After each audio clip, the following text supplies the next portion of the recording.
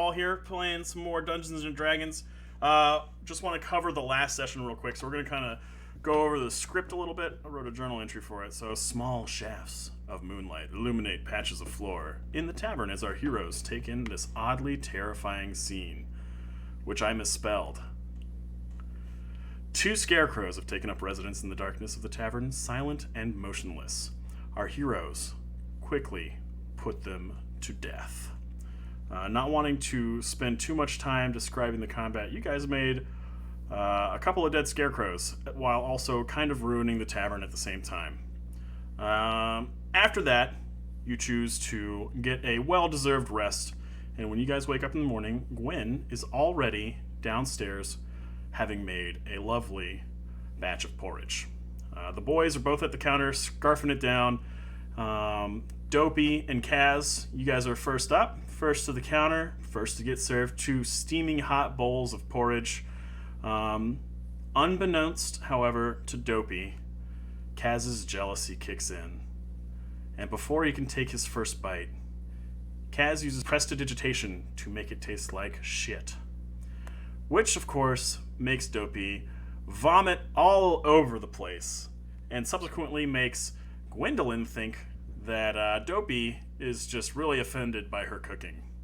After that, you guys spent a lot of time kind of going around town. Sarantis, Kaz, Shul, you guys visited the Emerald Enclave and got your reward for defeating the Scarecrows. Dodagor and Dopey, you guys went clothes shopping, and you guys met the rather eccentric, strange tailor by the name of Grimp in the Southern District. From there, you guys picked up your clothes, you came home, and you guys have taken a long rest in the tavern, and you wake up the next morning. What do you guys do? Did we pick up our pimp clothes? You We picked gotta up go do that. I think you guys already did it. No, they said they were done this morning, so I'm gonna have to go get them today. Okay. Fair enough. So, first order of business for me, I notice for the first time since it occurring that my coin purse is absolutely empty. And I'm a little upset about it. I'm gonna just go down to the tavern floor and have breakfast. Same. Okay. Yeah, I'm sure you do. Hey Dopey, let's hope this one tastes better this morning, yeah? Yeah, Kaz isn't around yet, so we should be good. And here he is. Oh, there he is. Good morning, Gwendolyn. Good morning, Biscuit. boys. So, you guys make your way into the public part of the tavern, and Gwendolyn is kind of cleaning up after the boys because they've already finished breakfast. And you see a couple of ceramic plates that kind of have a little like leftover bits of egg. You know, the yolk's kind of runny still on them, as well as like the crumbs of what looks like bacon. They're currently behind you guys, playing with sticks in the tavern, kind of raucously fencing back and forth. And Dopey, roll perception for me. 19. So you watch their movements, and they're kind of mimicking some of the things that you kind of showed them. They're trying to be sneakier with their attacks. They're trying to be stealthier and sleight of hand the knives from one hand to the other and go that way, but they're actually sticks, not knives, you know? But they're kind of practicing what you've given them as far as info goes. Wes, what on earth are you doing? Trying to readjust the... He's adjusting the cam for a more flattering angle. I Yeah. thought it was an earthquake, but He's trying to adjust his widow's peak. Yeah. You just do it like I do. You just Oh, yeah. brush it to the Hold on. side. Oh, see, but I've got a Do Jack it. Nicholson hairline, so like I'm screwed. Mm. Dude. I push my hair straight back. Here's Johnny. What we need to do is just buy you an industrial size Rogaine? pack of Sharpie markers. And just Black spray paint works too, dude. Yeah. We do it all. Okay. Seeing the boys practice stealthy techniques, and as I am not a stealthy man, I'm going to go over to them and show them better and more proper ways to hold a sword. Okay. Make an athletics check for me.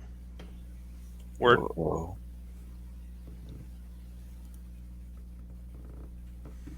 He's not frozen for me. Who's frozen? That's Caleb? just you, bud. 22. Oh, 22. Okay. So what do you show them?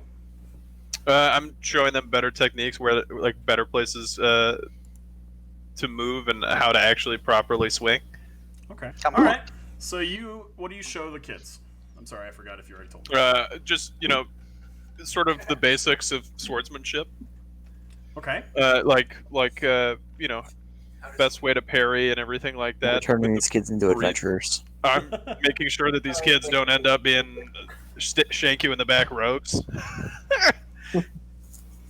Okay. Go ahead and make a perception check for me.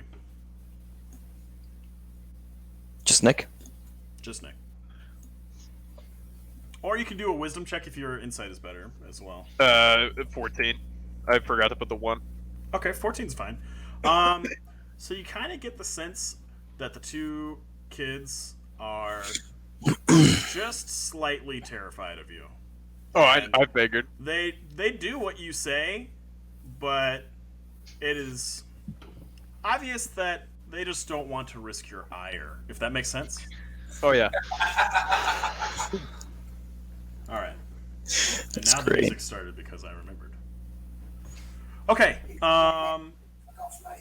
So Gwendolyn kind of walks back over to you guys. She's watching you with the kids, and the four of you that stay seated at the counter is like, well, what will it be for breakfast? We've got fresh bacon. I've got fresh eggs. I could even throw a little bit of cheese and make you guys omelets. It's all up to you.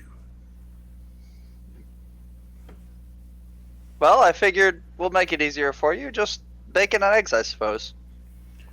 Is that true for all of you? Bacon and eggs? Absolutely. If you could just like Not at all? sprinkle some cheese on top of mine, I'd appreciate it. All right. How would everybody like their eggs? Just over Easy. Over medium? Anybody over medium? That's my personal favorite. That's actually mine too, to be completely honest. It's mine too, but because she's me. No, seriously, like it's mine. I am also being serious. Okay, so she whips back into the kitchen, and she busies herself at the stove. She starts making you guys some breakfast. I just want 6 raw eggs on a plate. What was that? What was that? She kind of comes back to the door. A half a dozen eggs. Half a cook- dozen.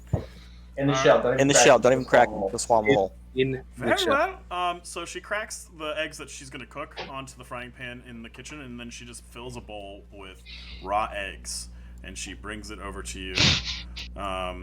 Nice. Somewhat apprehensively, but then again, she remembers what you did with the porridge yesterday, and she's like, "Well, I've seen everything now." So she gives you the bowl, and then she goes right back to the kitchen and continues on. Well, she doesn't want to watch him eat it. I don't think she does. Who would?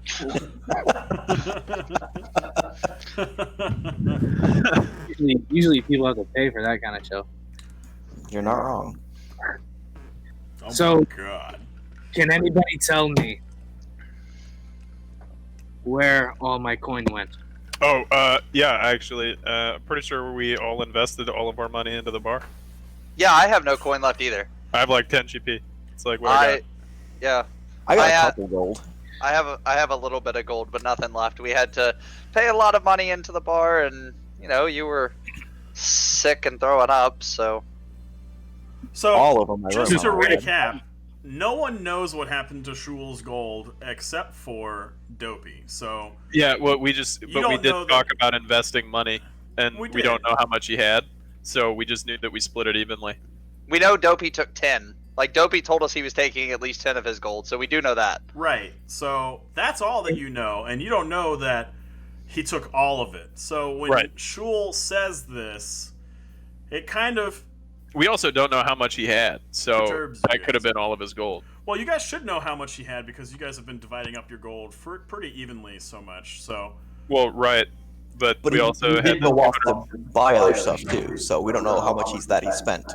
right. Well, you do. We don't. Yes. You don't know how much of that he spent. I had 115 dragons in my coin purse. You're telling me you used all of that for this? I didn't know that we used 115 GP. I tossed in at least that much. I chose in a fair amount as well. Dopey, go ahead and make a bluff check.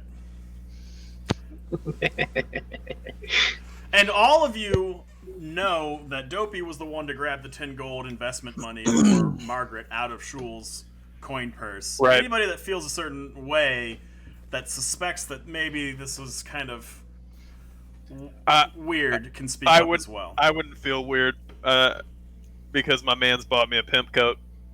14? So 14. And I bought food for everybody, and I hired this Caleb, amazing go ahead and cook. roll insight as well. Insight. Yep. Please roll lower than a 14. Ooh, Oh, man. you got That's an 11. bleed. So,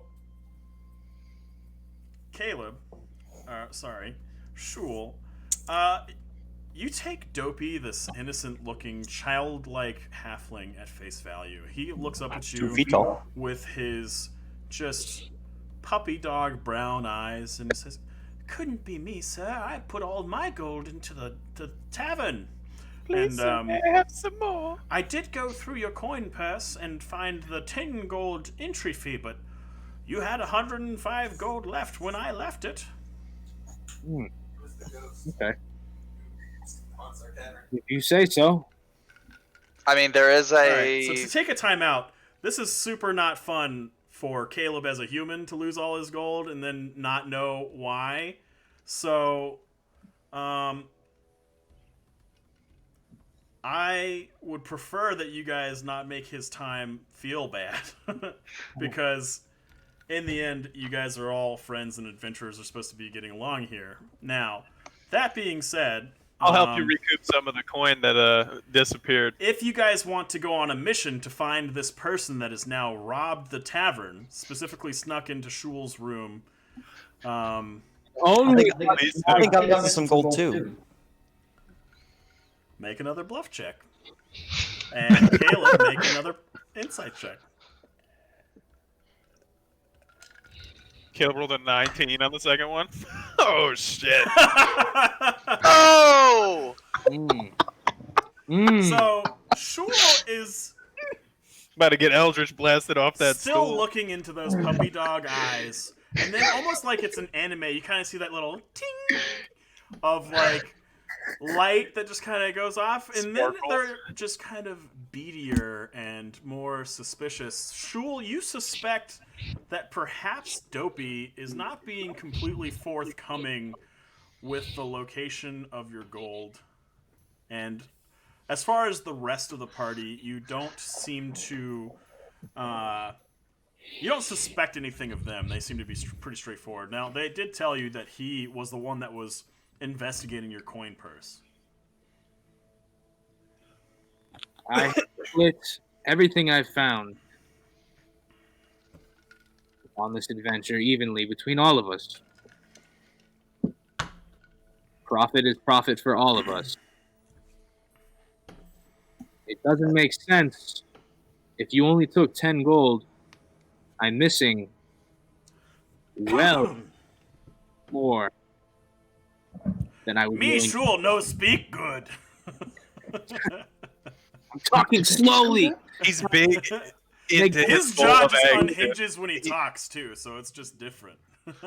Apparently he grew a tail as well. Dude, I'm like, they're just Okay. falling out. So Shul Middle. make a persuasion roll. Persuasion. And Dopey, you go ahead and make a persuasion roll as well. Clearly, we don't want any problems, do we? I really needed that gold.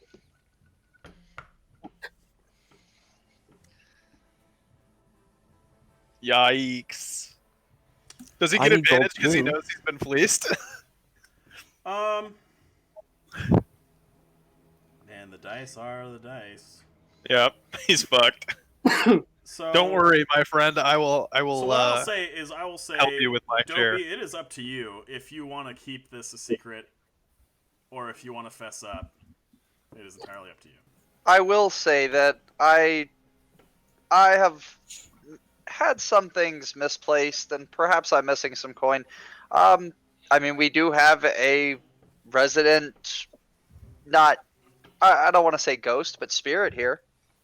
So, Wes, you say that, and as soon as you cast aspersions on Liff, the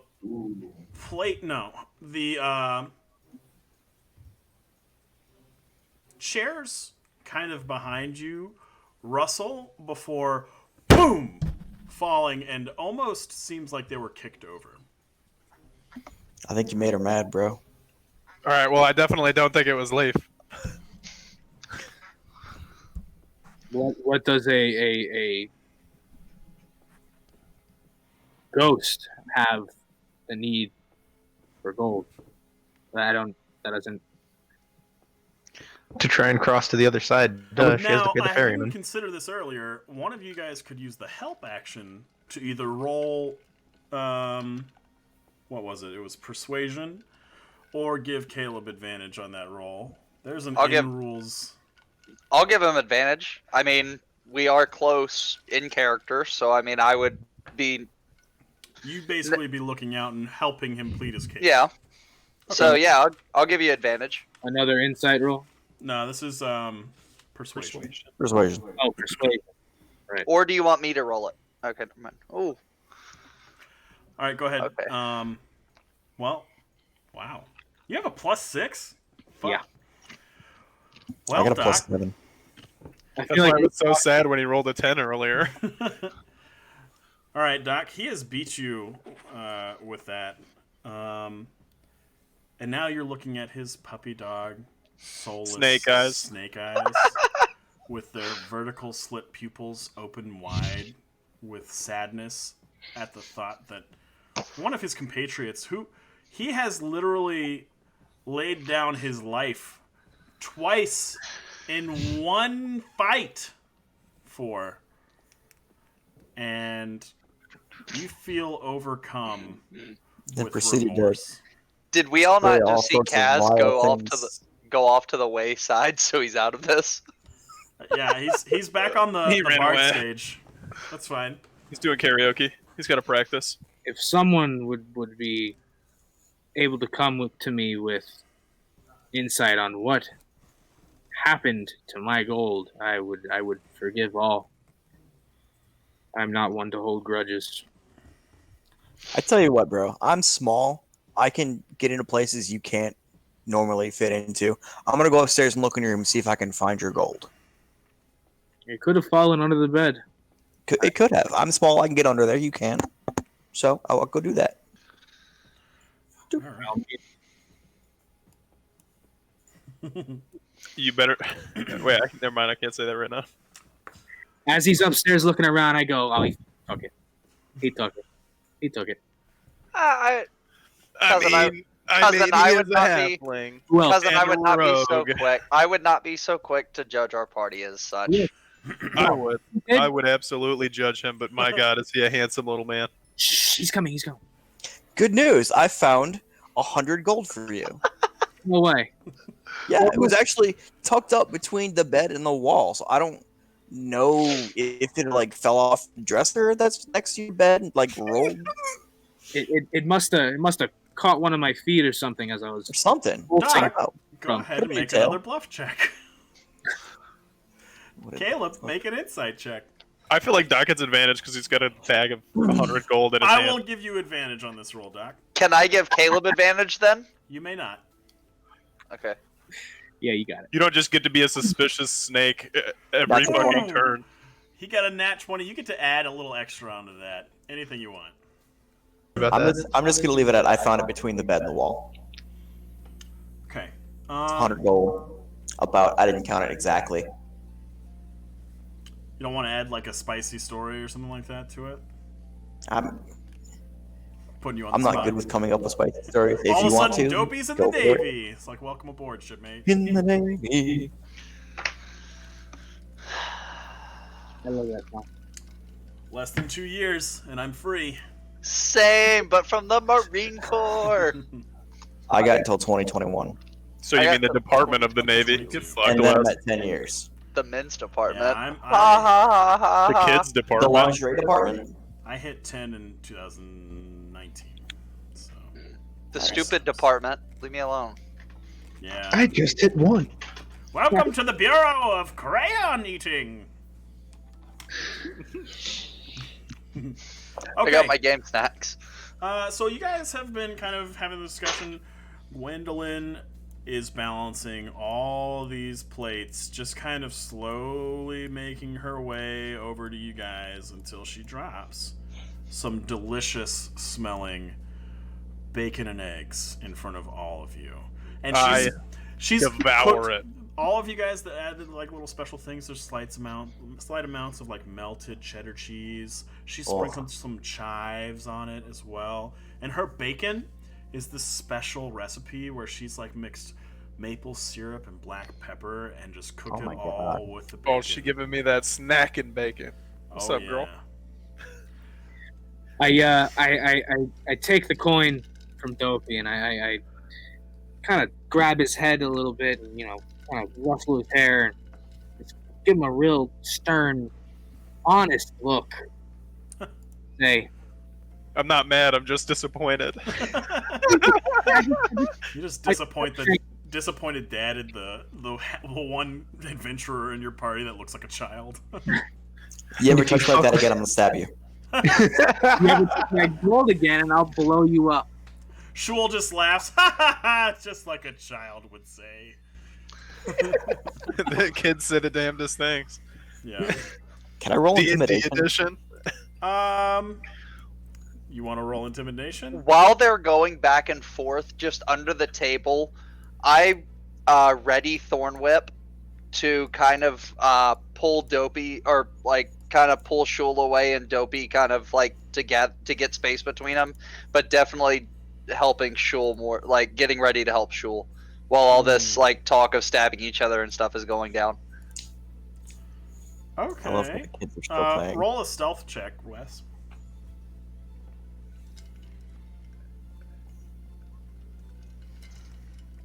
Alright, you successfully ready Thorn Whip. Burning that slot like bejesus. Boom. Oh no, it's a cantrip. Oh, fine. So you've basically kind of got it in your hand underneath the bar. Yeah. He's literally got his little finger guns ready. Yeah. Anyway, I started blasting. Is there like a chest that we put the gold for the bar in or anything like that? We should have that. Yeah, I was gonna say I kind of missed that part when I missed that one session. Well, Margaret should have that. Should have that. Up in the She is our resident.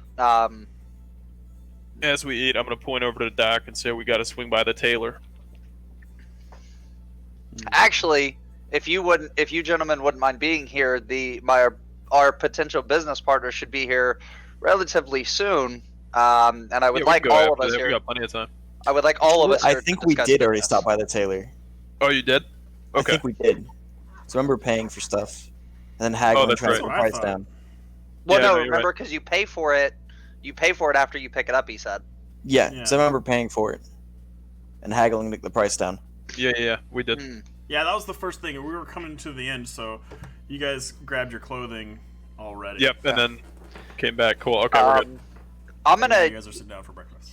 Gwendolyn. Do you mind getting a table ready for our potential business partner? Possibly cooking up, or not cooking necessarily, but getting some small refreshments together. So when he gets here, we can have it. We can show him what he will be investing in. So she kind of thinks about it for a second, like, what you want hors d'oeuvres?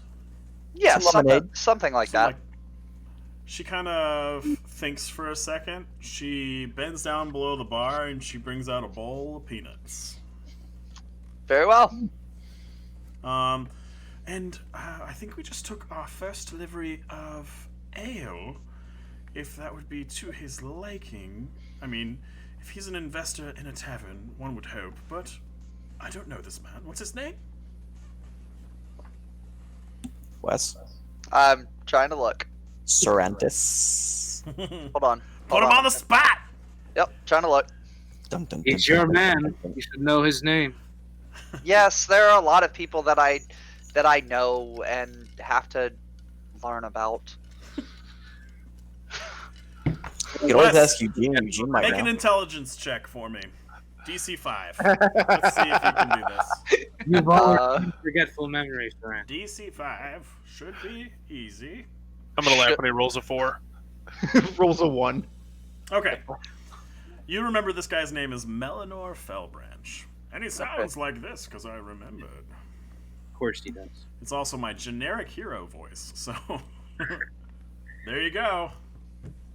Okay. Behind the curtain. Right. I saved it to my notes on D&D Beyond. Sounds an awful lot like Volo.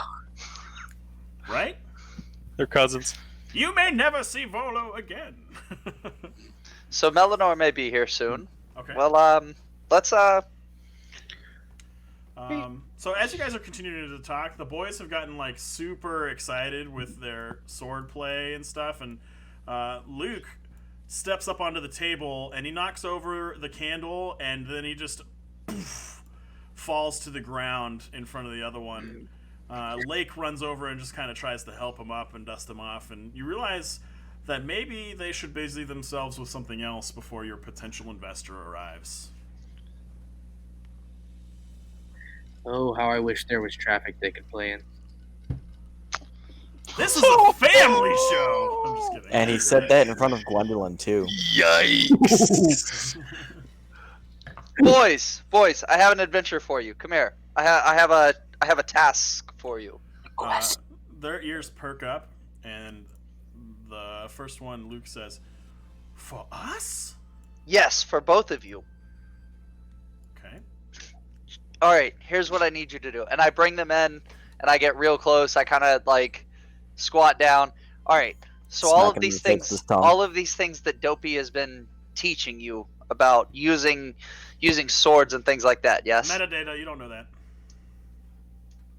Okay, Dodagor has been teaching you. All right. What I Dopey need leans you over and what I winks the need you boys. to do. What I need you to do is do a thorough sweep. So the basement. I've been hearing some strange noises coming from the basement at different times. I need you to go down and check the basement and just thoroughly inspect it. Make sure there's no monsters in there. And if there are, we need two great fighters like yourselves to take care of them for us and to dispatch of them. Both of them kind of like look at each other, like, and then they whisper to you, "It's like, are there real monsters?" Well, if there are, perhaps you could take care of them with this. And I pull out a dagger out of my bag. Gwendolyn, not missing a beat, says, "What are you giving them?" Oh, nothing. Knife! A pocket knife. That's not a pocket knife. That's a dagger. Give that here. It's definitely a pocket knife. It's a knife I pulled out of my pocket. Allow me to show you my bag of holding AR-15. Kaz, can I speak for you? Could I speak to you for a second? Sure. I pull you over to the side so that way she can't hear us. Make the sticks they're using, make them look like daggers with prestidigitation for me. Is that a thing I can actually do? Nope, that would be a minor illusion. I was gonna say. Yeah, you can make the stick taste like daggers.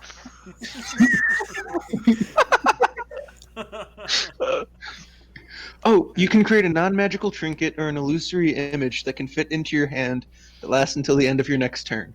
So you get 6 seconds of a dagger. Shit. Okay. Well. I have a gun. For 6 seconds. Nobody move! Okay. All right. Well. Just rob the place. Really fast. You gotta keep casting that over and over and over every 6 seconds. I mean, it's a cantrip. I could just daggers, daggers, daggers, daggers. Everybody! Okay. So Wes, go ahead and roll persuasion. Okay.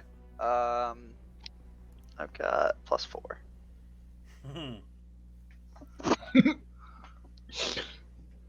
She totally buys it. Okay. So the boys kind of look. They kind of understand where you're coming from, and they have a. They get the feeling that there's not real monsters in the basement, so they're like, "Oh, an adventure!" And they take off down to the basement and busy themselves. We don't have any breakable stock in the basement, do we? Like Not bottles of alcohol or. No, we took inventory. There's not a whole lot down there. It's just like empty beer barrels and shit like that. Right, but Gwendolyn said we took our first shipment of ale. Are we not keeping it in the cellar, or? I don't know if you know this, but 2 5-year-olds with 2 sticks could probably not crack an ale barrel. Nick, you would be surprised at how much Adam has broken at just 3 years old. Do you understand that those are wrought iron, like They got sealed? iron bands and oak wood. I think you guys would be fine. Plus, I'm Yeah. God, so there. Okay, fair enough. They can kill a cat though. Eugene's not down there. If they kill Eugene, I'm Dude, going to I be swear so to God, mad. if you convinced children to kill a cat, you've created 2 small serial killers who are in our basement. 2 5-year-olds killing cats with sticks? That's like the most brutal way you can kill a cat. dude. Man. Sticks that taste like daggers, dude. It's a very dangerous situation downstairs. We got the dagger tasting sticks. Get your dagger tasting sticks here. Okay, so the boys busy themselves fighting imaginary monsters in the basement for a little while. I need everybody to roll perception checks for me. Roger. Jesus. All roll amazing. Shul is still Not the lowest roll. Shul is still a little sick. We all rolled amazing. I just turned around, like, All kind of of us. my head a little bit, and I got Uh-huh. fucking dizzy. Yeah, so just seems like a pretty peaceful morning in the tavern so far. Use all his willpower on that perception check on me. So, you guys know that Melanor will probably be there within an hour or so. What do you guys want to do till then? I'm gonna change into my pimp suit. Wearing I your will also gold- put my fancy clothes on. Okay. I need you guys to make sure that you update your character sheets for not having your armor on. Yeah, what's the AC of my? Because I picked the Marshall one. It has So no if you- bonus. It just looks nice and can move. But otherwise, it's basically a cloth outfit. Cool. So if you to take it off, if you go into your inventory and your equipment Yeah, I know. on roll 20 or on fucking Beyond. Yeah. Bad word. Language. So, fun fact, I did try to make that a thing where I would just put that over all the bad words, but then I realized the sheer amount of bad words in 3 hours and how the F word is allowed on YouTube, and I said, fuck it, because I'm not doing that shit. So I said more bad words. Very well. Well, there's 2 bad words in the course of 5 seconds, so You guys are on to me, what can I say? Yeet. Okay. I'm just gonna pass the time. So the I time goes look. by. pimping in my cape. Thank you, Dopey. You're welcome. And you guys hear a knock at the door.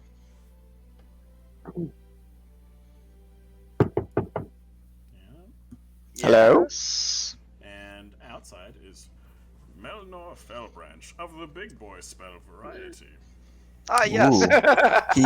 He looks fancy. By fancy, I mean someone that Kaz would date. Melanor, I'd like you to meet the rest of the business partners for the Troll Skull Tavern. Ah, yes, you all must be Eugene and the Stoners. It's frankly very nice to meet all of you. You have a, he kind of takes a look around. He's squinting. He's not unimpressed, but he's not terribly impressed either. You have quite the fixer-upper here. Dopey gets yes. really close to him. I prestidigitate Dopey to make him smell like shit.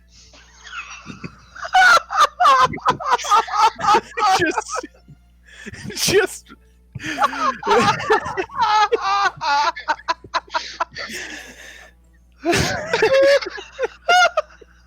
Rick recognizing that the same Valinor shit goes to stuff. shake your hand. This is getting to the point of bullying here. Kaz, I don't know how much more times you can make things have the characteristics of shit here, but That was for not saying So- it's old dude. first of all, what in real life have you done to Mike? 'Cause holy fuck. Are you his rapist? Like, come on. I'm a player in his campaign. And I'm imagining things now. I understand, Mike. I completely understand. You get what you deserve, as the Germans say. You get what you fucking deserve. Okay, so Meliner goes to shake. Oh, hello, and he reaches out a hand. He's like, oh no, and he just takes a step back and like, pardon me. Dopey follows him. Dopey, You can smell yourself, dude. Come on. So I set my hand between them. at this point, I press to digitate Dopey and make him smell like vanilla. God damn it! No, he's gonna think that he's he fucking takes crazy. one more step back. You think he had a stroke, dude?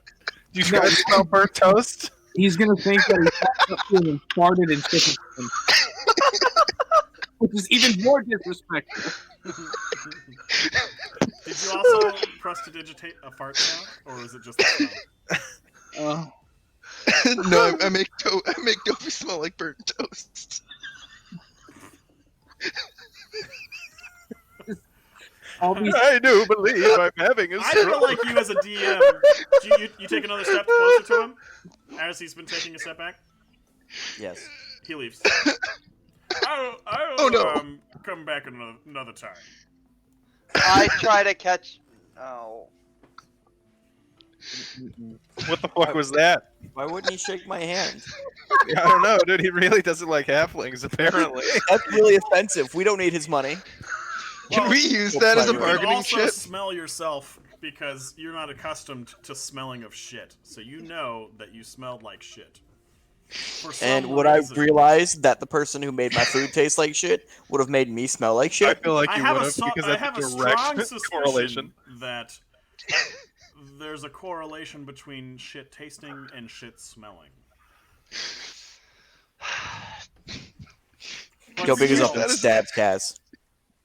I'm going to make Roll the my. hit, dude. I'm going, 25. I'm going to make my way. I'm going to leave and go to the Emerald Enclave. Okay. I'm leaving. Why are you Does it- stabbing does him? it Why are 25 you hit stabbing him? Kaz? Yes, it I don't know does. why you're trying to stab him. There's gonna be two ghosts in here now. Stop. 7 damage. Cool. There's gonna be two ghosts. Stop. I'm not gonna kill him. Shul, Okay. would you Okay, like to so- come with me? Before you go, Wes, hold on a second. Let's resolve this between Kaz and Dopey. Now, go ahead and restore your health. Before you just straight up stab a party member, why don't we try words first? We Words tried that words help last not hurt. time. Sacrifice. Sacrifice. We tried words last time, and apparently he didn't learn, so we're gonna try steal this time.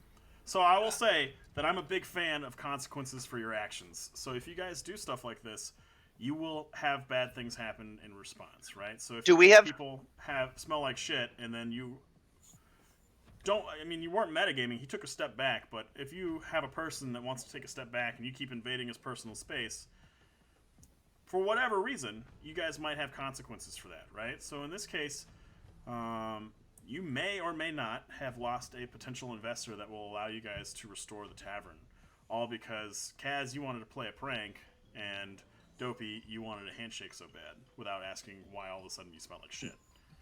In the real world, there are consequences for your actions. There are consequences for your actions in D&D as well. So the pranks, especially like this, they will have consequences. You saw last time that Gwendolyn got quite offended, right? So this time you suddenly make someone smell like shit, and then you're getting in their face, and they're trying not to be rude by just taking a step back and not smelling shit.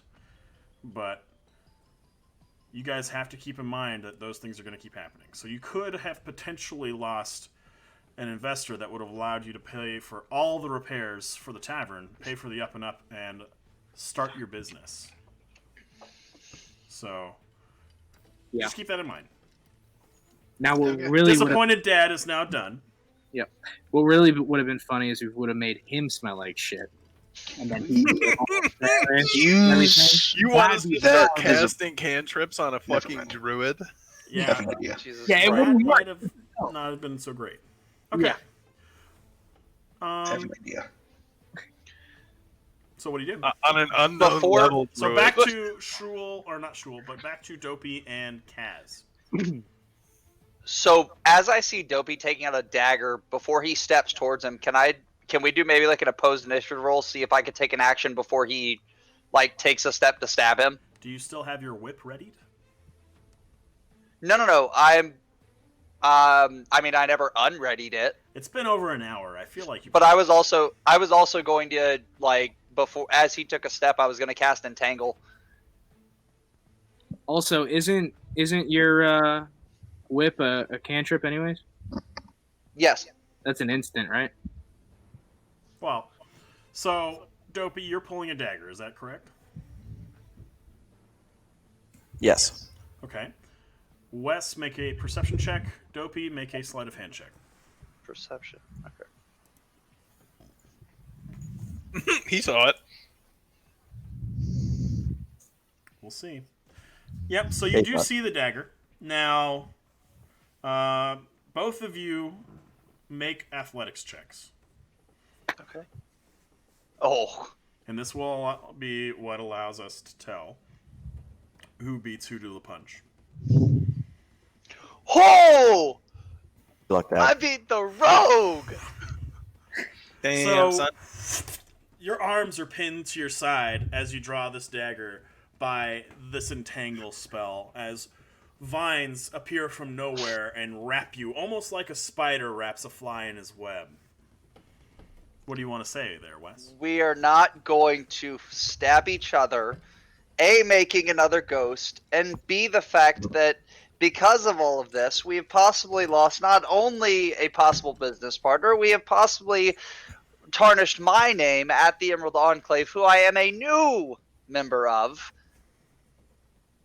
And so, no, this will not happen. We will not stab each other. Dopey's the one to stab everybody. If you want to simply fight each other, by all means, that sure, but we will not bring weapons into it. Dobby, why do you want to stab Kaz? I think would be a very interesting thing to tell the class. Let me make sure I'm not muted. So this is not the first time that he's prestidigitated shit stuff with me, and Dopey's at it.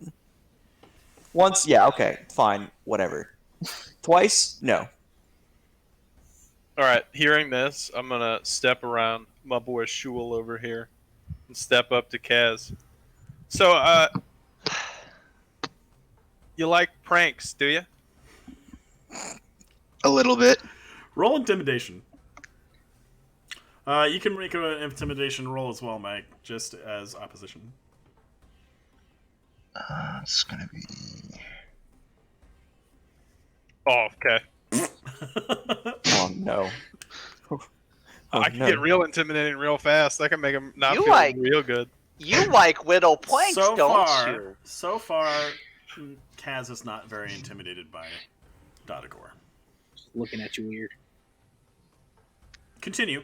You don't know that he's not intimidated. You could be as intimidating as you want and everything.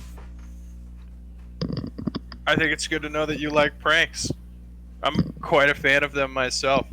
Hang on, one second. I look forward to seeing your reaction to some new pranks, and then I'm just gonna walk towards the door because I'm kind of done. I got shit to do today. What's going on?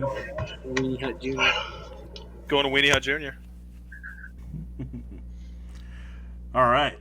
So, Dopey and Kaz. Continue. You, or no, Dodagor, you did not intimidate Kaz very much. Kaz, You have now kind of been singled out as this prankster. You've been singled out as a guy that's just making Dopey's life kind of shit right now, literally. Literally. Haha.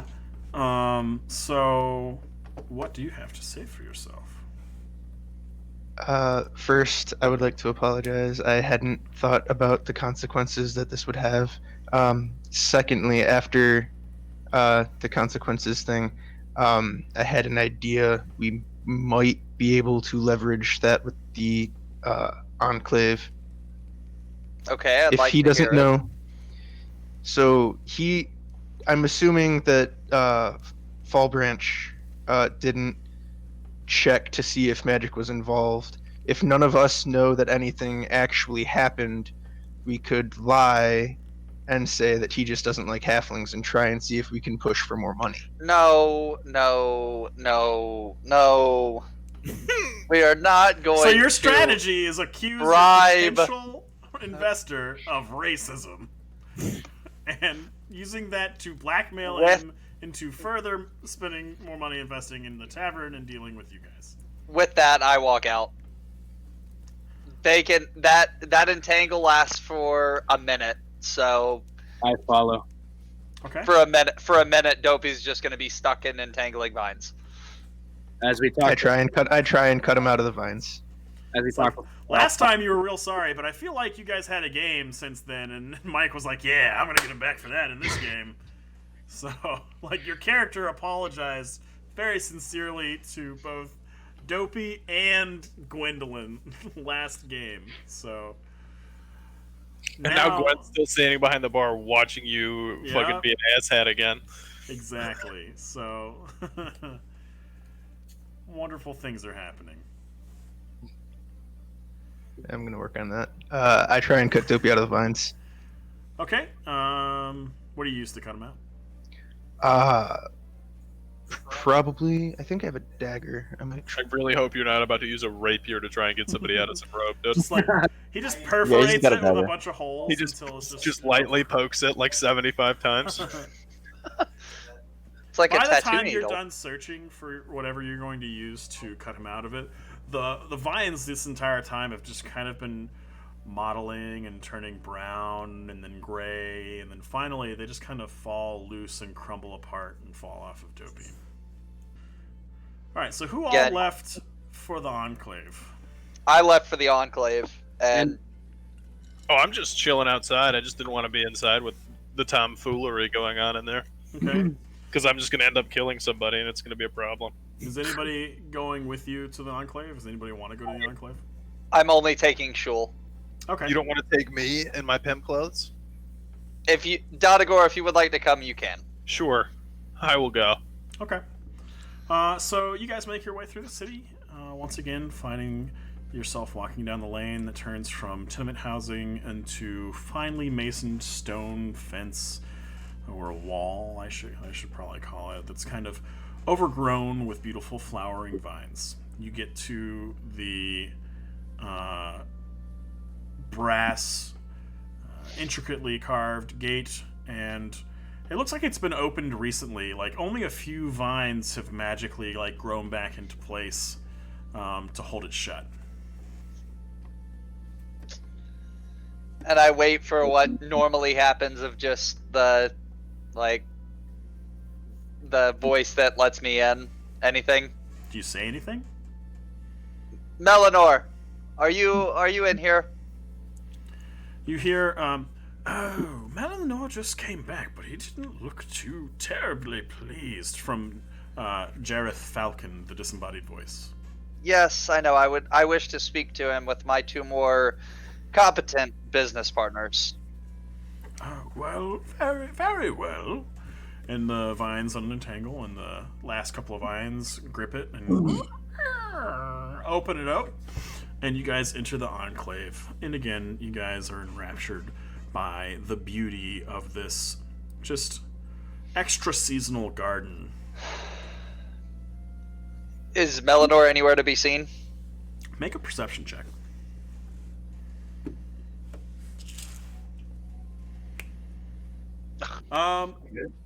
You don't see him immediately upon entering the garden. It takes you guys a few minutes, and eventually you find your way to a larger pond where you find Melanor kind of along the pond's edge, using both his hands but also like magically grown vines to angrily skip stones across the pond. Man, this really messed him up, didn't it? Dude, if you had somebody, Melanor. a midget, if you had a midget with a chicken tender in his pants in pimp clothes running at you trying to take your hand, not only does he smell like shit, but all of a sudden you're smelling burnt toast, you'd have a very upset fucking day, dude. When you put it that way, You'd think you had a stroke. That experience would give a man one, nonetheless. Melanor, can we speak, please? oh, it's you. Is the stinky one here? No, he is not. I brought the two more competent ones, and last time I left him, he was entangled in vines in the tavern. Perhaps if you'd entangled him before he invaded my personal space. I tried. He's very nimble, and it's usually very hard to get ahead of his actions, being that he is so small and nimble and quick. But I assure you, he has been talked to, and assured that if he does something like this again, that there will be more severe consequences than just a entangling Do something spell. like this. It's the not doing of things that really has me bothered. I mean, when was the last time that small halfling bathed? So that was a not necessarily random, but a unexpected smell that came from him. I assure you, he bathes Do you regularly. mean that he literally walked up to introduce himself to me and then he shat himself? Yes, Did he fart? he tends to get nervous around Powerful men. powerful people. Make a bluff check. Deception. What does this guy know that halflings are really hard to intimidate? Like, 17. Fury of the small. like his best friend's a halfling barbarian. A gnome barbarian, even better.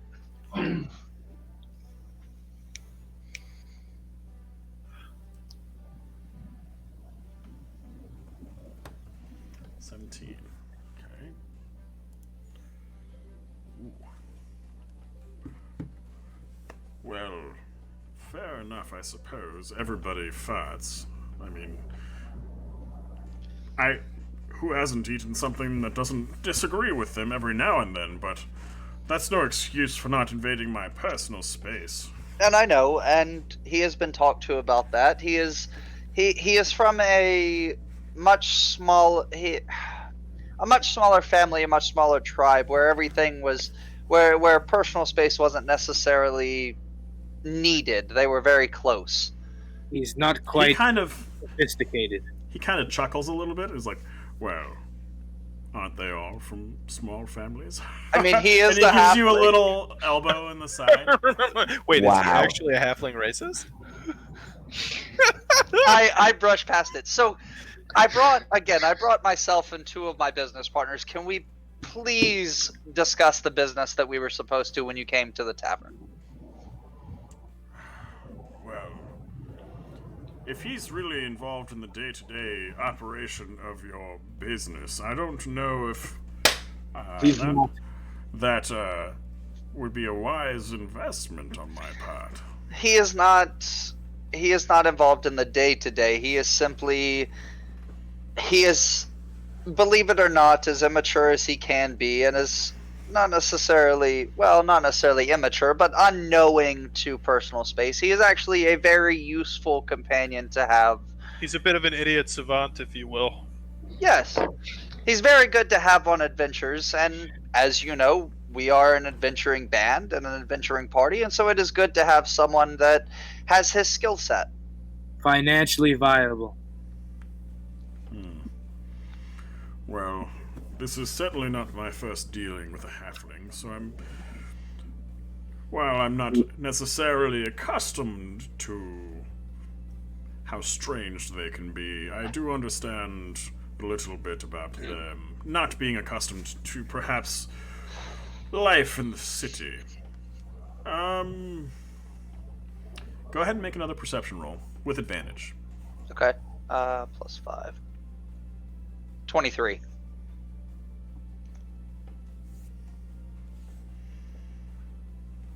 Okay. So he was a little uptight when you approached him. He's angry. His shoulders kind of relax. And he pulls out a corncob pipe. He kind of taps it out on his boot and stuffs it. This is not wizard weed. He is just filling it with regular old pipe tobacco. And he lights it. He kind of calms down. He's like, well, I must say, you have an excellent space, and the North Ward is really beginning to gentrify. Yes, and we are excited for the business opportunity, and we would definitely like to get our business up and running, and we cannot do that with your help.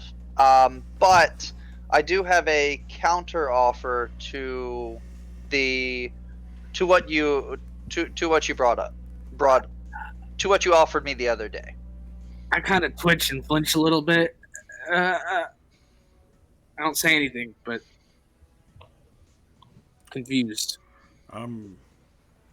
Is he all right? Yes, he is still getting over a sickness that he had. It's really lasted since last week. He kind of takes another step back, similar to how he took a step back from the stinky halfling. I speak to Wes in Abyssal. I say, after we just disrespected this man, you are still attempting to get more money out of him? Back in Abyssal, it's not taking to get more money out of him. It is simply getting the same amount of money I speak for to a both less. of them in Abyssal. We have a more worthwhile proposition for both him and us. The counteroffer is not bad for him. Yes. So, without missing a beat, Melanor looks at both of you and says, you do know that you're not the only one that speaks in Abyssal, right? I had a feeling. And he's speaking in Abyssal. Fair enough. A man of many languages, I should have expected from such a great druid. What? Well, Shul, right? Your name is Shul? Yes. I appreciate your concern for shrewd business. In fact, your concern impresses me. Now, what is this counter offer you have? So, as my companions and I have come together, and 25% of our business for only a mere 1,200 is a little steep. What we can do, if you still do want a 25% stake, would be 2,500 dragons. Or we could lower the stake to 10% of our business for 1,200 gold. 10% for 1,200 gold, you said? Yes, the 1,200 gold that we need to get everything up and running, to get all the repairs, to get all of the stock, the inventory and everything. 1,200 gold at 10%. Now, if you would still like to keep 25%, we would need a higher deposit at 2,500 gold, and that would allow us to hire on more staff. That would allow us to stock up inventory for quite a while and pay our weekly fee, or our 10-day fees to the different alliances and things. Guilds. And as well, keep our halfling friends such as Dopey mindlessly working. and not causing any issues. Well, maybe he needs less work and more bath time. But go ahead and make a perception check, and if Shul, you want to help, you can roll with advantage. Perception or persuasion? Persuasion. Sorry. Okay. I'm also going to use my DM inspiration that you gave me. I'm going to go ahead and use that now. It expires at the end of the session. Those are only good for each session. Oh. Just Well, by the way. Okay. I didn't know that. Okay. Well, 20 for the with inspiration or with what's it called? The help action. Help. Okay. He kind of puffs on his corncob pipe for a little bit. Well, stinky halflings aside, I suppose you do have a genuine concern for my investment, judging by the actions of Shul. And I don't quite have a head for business, so I may have been lowballing you with the offer of 1,200 for 25%. But 25% is, it just sounds like such a solid number. Oh, it is very a well-rounded number. I do not disagree. The best number. But if you're willing to give me 10% ownership for 1,200, having seen the space, having seen Gwendolyn, he doesn't know Gwendolyn's name, but you know what I mean. Having seen your barmaid, I think that 10%, it's a deal. Very well, and I extend my hand to shake his hand. He grasps your hand, but not your hand, your wrist, and you both do like this cool, like, The Viking grasp. yeah, handshake. It's like, I'll stop by with the paperwork later on, and we'll sign all the contracts, and I will deliver the dragons as well. Very well, and I will make sure that our friend Dopey, the halfling, has is bathed before you come. It's a good idea, and not just for me. I hope you guys will instill in him the importance of good hygiene. Oh yes, of course. But of course. So once again, Mike has sullied other people's opinions of Dopey just by making weird shit happen to him. Well done, Mike. Well done. Not just Magic that. shit. The rest of the people, the co-owners, told them that I'm not essential to the business and whatever. Well, you don't know that. You don't know. Fuck me, You don't right? know We did that. whatever we could for the coin, dude. We basically just hoard ourselves. Okay. So what do you guys do now? On a side note, you know just as well that we don't do as much of a damn thing as you don't. We basically do nothing. That's what Margaret's for. Gotcha. Okay. So what are you guys up to now? Okay. I've got to go back to the bar to reconvene with Dopey because we've got to sort of stick together so we can go to that thing tonight. Okay. So you guys make your way back. It's still mid-morning-ish, like 10 a.m.-ish. 10:30. I'm gonna go up and take a short rest in my bed. Okay. I've had it with these people. I've got a headache. Did he give us the coin while we were there? No, he has not given you the coin yet. Okay. He's gonna come back. He's gonna come by later with a contract. Yeah, you didn't sign any contracts yet. Before I do head up to my room, though, while everybody is in that foyer for Dopey and Kaz's just essay, I'm gonna let them know what we talked about. Kind of relay everything. Dopey from was on his room before you guys even got there. Oh, okay. Sorry, He's I saw you skulking. move it when we came in. I just hadn't moved it beforehand. Then Kaz, are you in there? Are you still downstairs?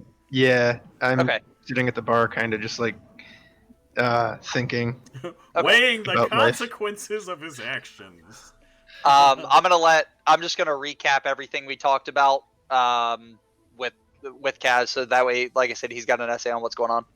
Okay. The three of you that are in the bar area of the tavern make perception rolls. Uh-oh. Hell yeah, boy. And Dodagor, are you still wearing your finery? I am. Dopey, are you still wearing your finery? Yes. Oh my god, I got above a 10.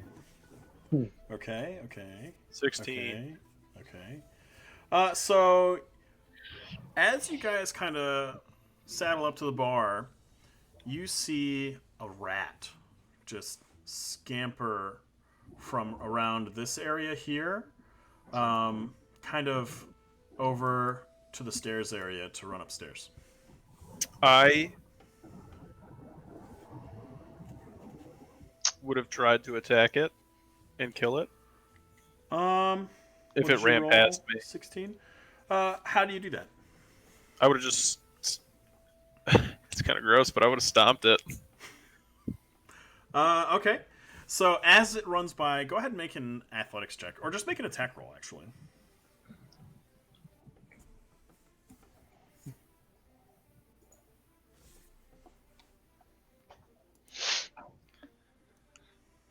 I think 19. Well, without a doubt, your large, finer but still large and fearsome boot crushes the head of this larger than normal rat, and it is 100% dead. I would pick it up by the tail and go throw it out. Okay. You do that. Not grind it up for meat pies. Nope. I'm gonna go check on my plant. And you wonder why you smell like shit. I thought you were taking a short rest. Yeah, you Yeah. were already taking a short rest. Well, you had said that I was still in there before I went upstairs. I thought. I thought I was just looking at the three Oh. others, but I guess you stick Okay. around. But okay, Whatever. Sure. it works. So you Okay, kill a I'm- rat. Deleted it. Just Kaz, you see this and recall your mini RP. Do you have anything you would like to share with the people that are here in the tavern with you? I go to where he would have thrown out the rat, I guess, because this has already happened, and I make. How big was the rat? Instead of, it was probably about the size of a toaster. So if I were to Jesus. try, and how big is Eugene? Eugene is a cat. He's the size of a cat. right, but Okay, is he a chonky cat, or is Your he character like has a good slender estimation of how big Eugene is, without Cool. having taken precise measurements. So then I kind of just start crafting like Cat armor. cat armor similar Rats. to the Ballad of Pickle Rick. Okay, go ahead and make For a Eugene. crafting check, the Ballad of Pickle Rick? and just- use I was- intelligence you just as canonized- the modifier. You just Uh, canonized Pickle cool. Rick in D&D. Well, They it have a happened- D&D Rick and it Morty is. edition. canon in D&D. So That's far, Oh no. Pickle Rick in D&D does not exist. Yeah, it does. Not in this universe, but it exists. That's what I mean. And I got a 5. Okay, so you spend a little bit of time. You've got all of these hides from the various rats, both the one that Dodagord just squashed and the 3 that Eugene presented you with in your mini RP. And the first thing you try to do is you try to tan these hides and make it into this like rat leather. But essentially, you're kind of new to this process, and over the past couple of days, you managed to ruin these hides. No. And I'm not sorry, because that's gross. Fair enough. Dude, that is some serial killer ass shit. He sent me And we're his response questioning to why his mini it put RP. all these- lotion on its skin or it gets the hose Here's what happened in his mini RP. I just said, he presents you with 3 larger than normal rat corpses. What do you do? And he's like, I skin them and make clothes. And I just sit back, you okay? So, yeah. Oh my it was God. funny. All right. That is horrendous. I gotta pee. I'll be right back. With that, let's take a 10-minute break, and we'll be back at 8:30, okay? Cool. Yates. All right, be right back. Anyway, so you guys stop this rat. You unsuccessfully, over the next couple of hours, do not fashion cat rat armor. And we're all hanging out. You guys can expect Melanor to be by later in the evening. Probably by that time, you guys will be at the opera. Is there anything that you guys want to do with the rest of today? I'm going to sharpen my sword and clean it and make sure that it looks as nice as possible. Okay, For when I go Sarantis is taking a short rest.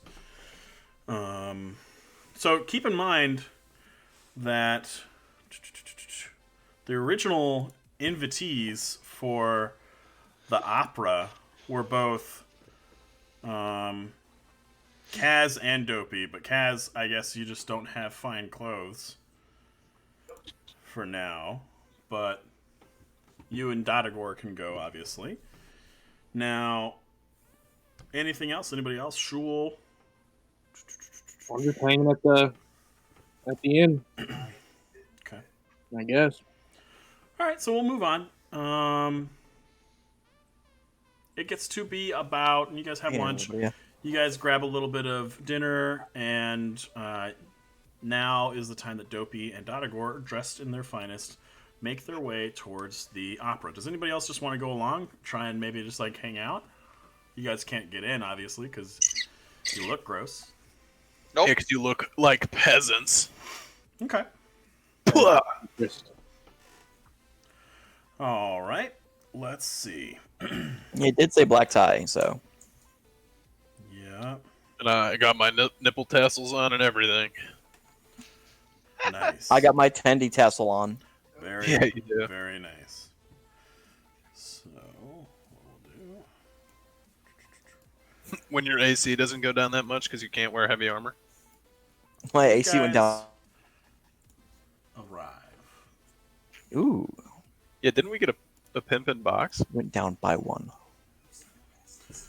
Okay. So you guys arrive at the opera. It's so pretty. And you remember from the note that the private box was letter C, and you're supposed to be looking for Mert. Yes. So let me actually reveal a little bit more so you guys kind of have an idea where you're going.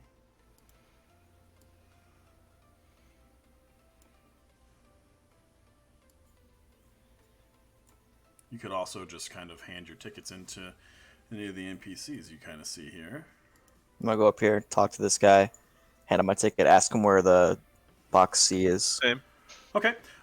So the woman kind of points you over towards this direction, and she says that there is 2 stairways you could take, and that the boxes are kind of up on the left side of the opera here, to the left side of the stage upstairs. Oh, thank you. Excuse me. But that's you. I'm gonna go over here then. Okay. You guys kind of approach, and you see this. And if you guys go up the stairs, you see the entrance to the boxes with lovely velvet curtains. And inside, Show me your velvet curtains, Doc. the one right in front of you is letter C. So I'm gonna sort of open the thing, go in. Now, I had a special voice lined up for this guy. And he sounds strangely like Volo. Hey, Palmer. No, my he dude is doesn't. next. What? He sounds strangely like Reconnect. the tailor. Yes. The tailor sounded like this. Fuck. But this guy sounds weird. Alright, so you guys get there, and this finely dressed, kind of pot-bellied, portly fellow, but still formidable in his own right, kind of is sitting in a very luxurious chair, and you can now kind of see out across the entire opera. Mm-hmm. And you see the boxes on the other side. You see the stage, so the curtain's not quite up yet. There's a small crowd. The gallery's not full. This play has been, or this opera's kind of been here for a while. The company that performs it is about to leave town. So everybody that's here is basically getting their last chance to kind of see it. Everybody else has already Gotcha. seen it. yeah. Okay, so you guys see the crowd. You see Merton. He says, Ah, I see you found me. Yes, we did. Well, originally I think I sent the invitation to you and the bard. Who is this? I am Dotagor. Pleasure to meet your acquaintance. He, do you extend your hand? I do. He shakes your hand, kind of moves closer, just kind of, well, what have you heard about me? Not much, I'm afraid. Well, I've heard much about you. Our mutual friend, Rainier Neverember. Ah, yes. Good old Rainier. He was supposed to join me this evening, but he was unable to make it. But he wanted me to send along his best wishes to all of you. Now, the reason I have had you join me here this evening is because I want to find out if you are at all interested in joining the Harpers. Go ahead and make intelligence checks. 20. So, Oh. okay. Both of you guys have kind of heard something, but Dopey, you're much more familiar with the Harpers, I should say. You're aware of them kind of being a clandestine kind of faction. Members are normally adept at spy work and stealth, and it makes sense why they would seek you out. Maybe less so Kaz, but you never know. It's always good to have some sort of spellcaster. But the fact that Dotagor is here, it's not entirely uncommon for a blood hunter to be found amongst them as well. It just depends on how sneaky you can be. That being said, that's kind of what you know about the Harpers. And they sought you out for likely your skills at stealth. Ah, yes. The Harpers. I've heard of them. Just the fact that you've heard of us is one of the many reasons why I've asked you here this evening. Well, that and Rainier's astounding endorsement. Now, would you be interested in joining our faction? We could have work for you. We could have perhaps jobs for coin or renown. That sounds very enticing. It does indeed. He says, I know the look of a blood hunter when I see one, and while there are very few in our ranks, there are some. Perhaps you'd like to join as well. Perhaps. If you're interested, I have, perhaps, let's call it a tryout. You have to use your skills to find a certain someone in the city that may or may not have some intelligence for us and relay it back to me. So he then gives you guys each a silver pen.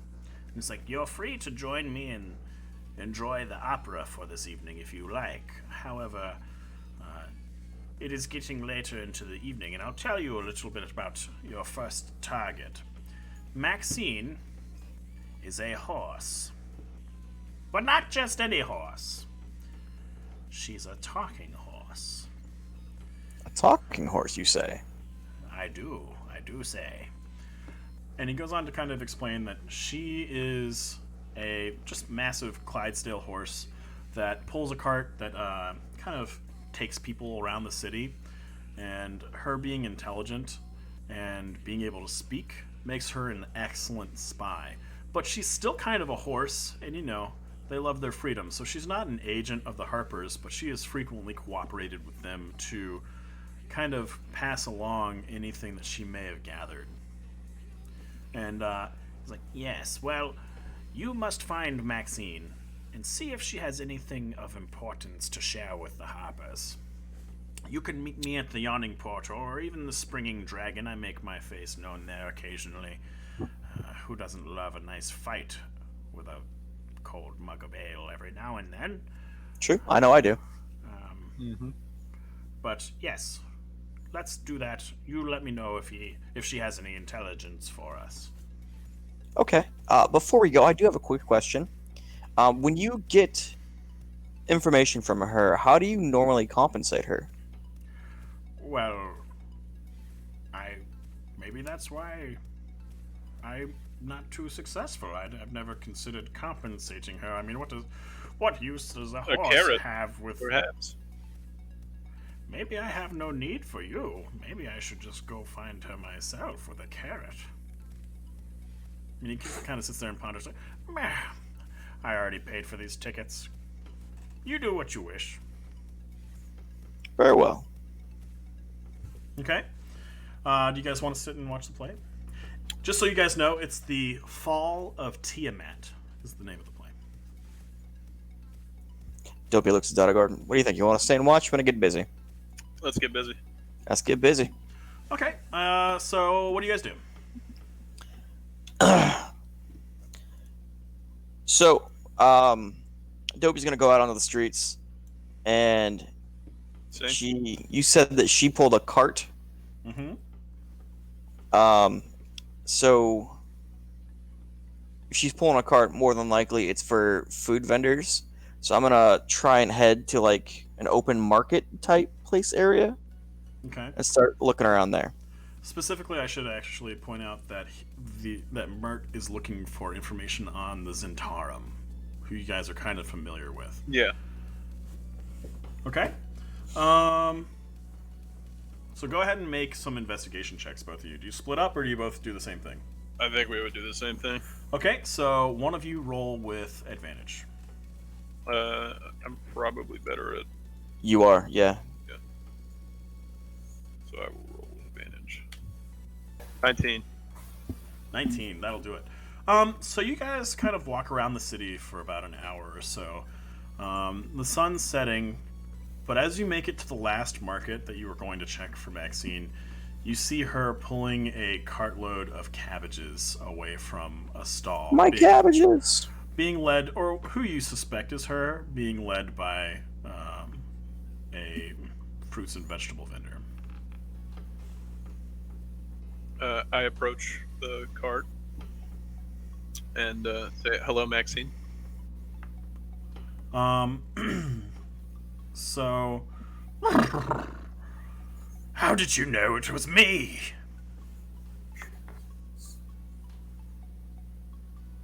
I have food on me, but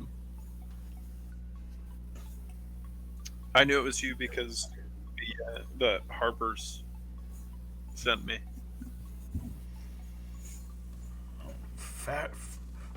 Fair enough. What do the Harpers have need of today?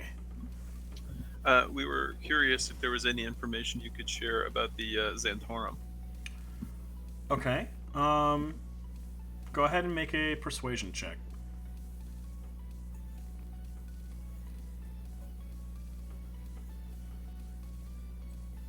Did I lose Caleb, or is Caleb just paused again? 17. He's just paused because he's eating.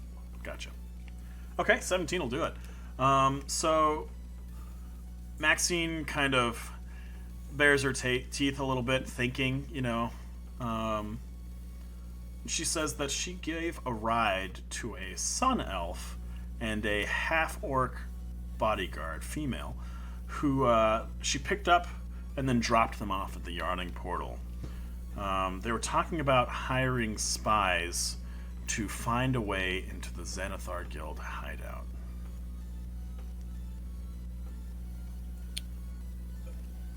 Thank you very much for that information. Did you happen to get either of their names? She kind of brays a bit, and she said that she doesn't think that they said their names. You said a sun elf and a half orc female? Yeah, and the sun elf was a male.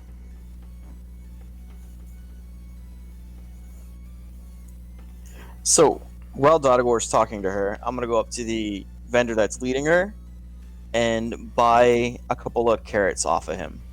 Okay. Go ahead and take 10 copper from your gold. 10 copper.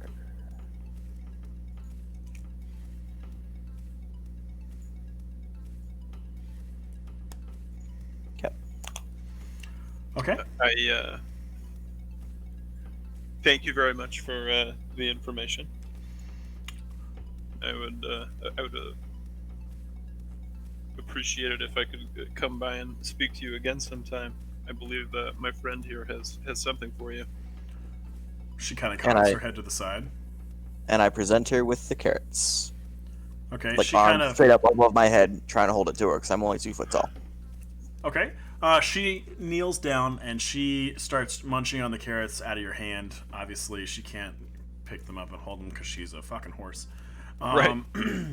She kind of between bites says thank you both for the carrot, and to your request of being able to kind of find you or find her as far as information goes.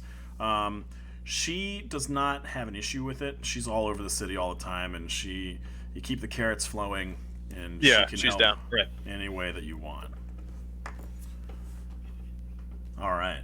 So you guys are headed back to the tavern, I would assume? Yes. Okay.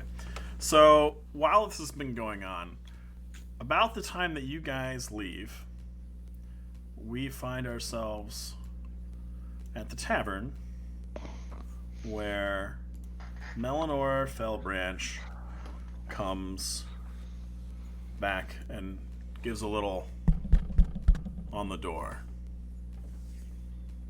Do I hear it? I'm assuming then.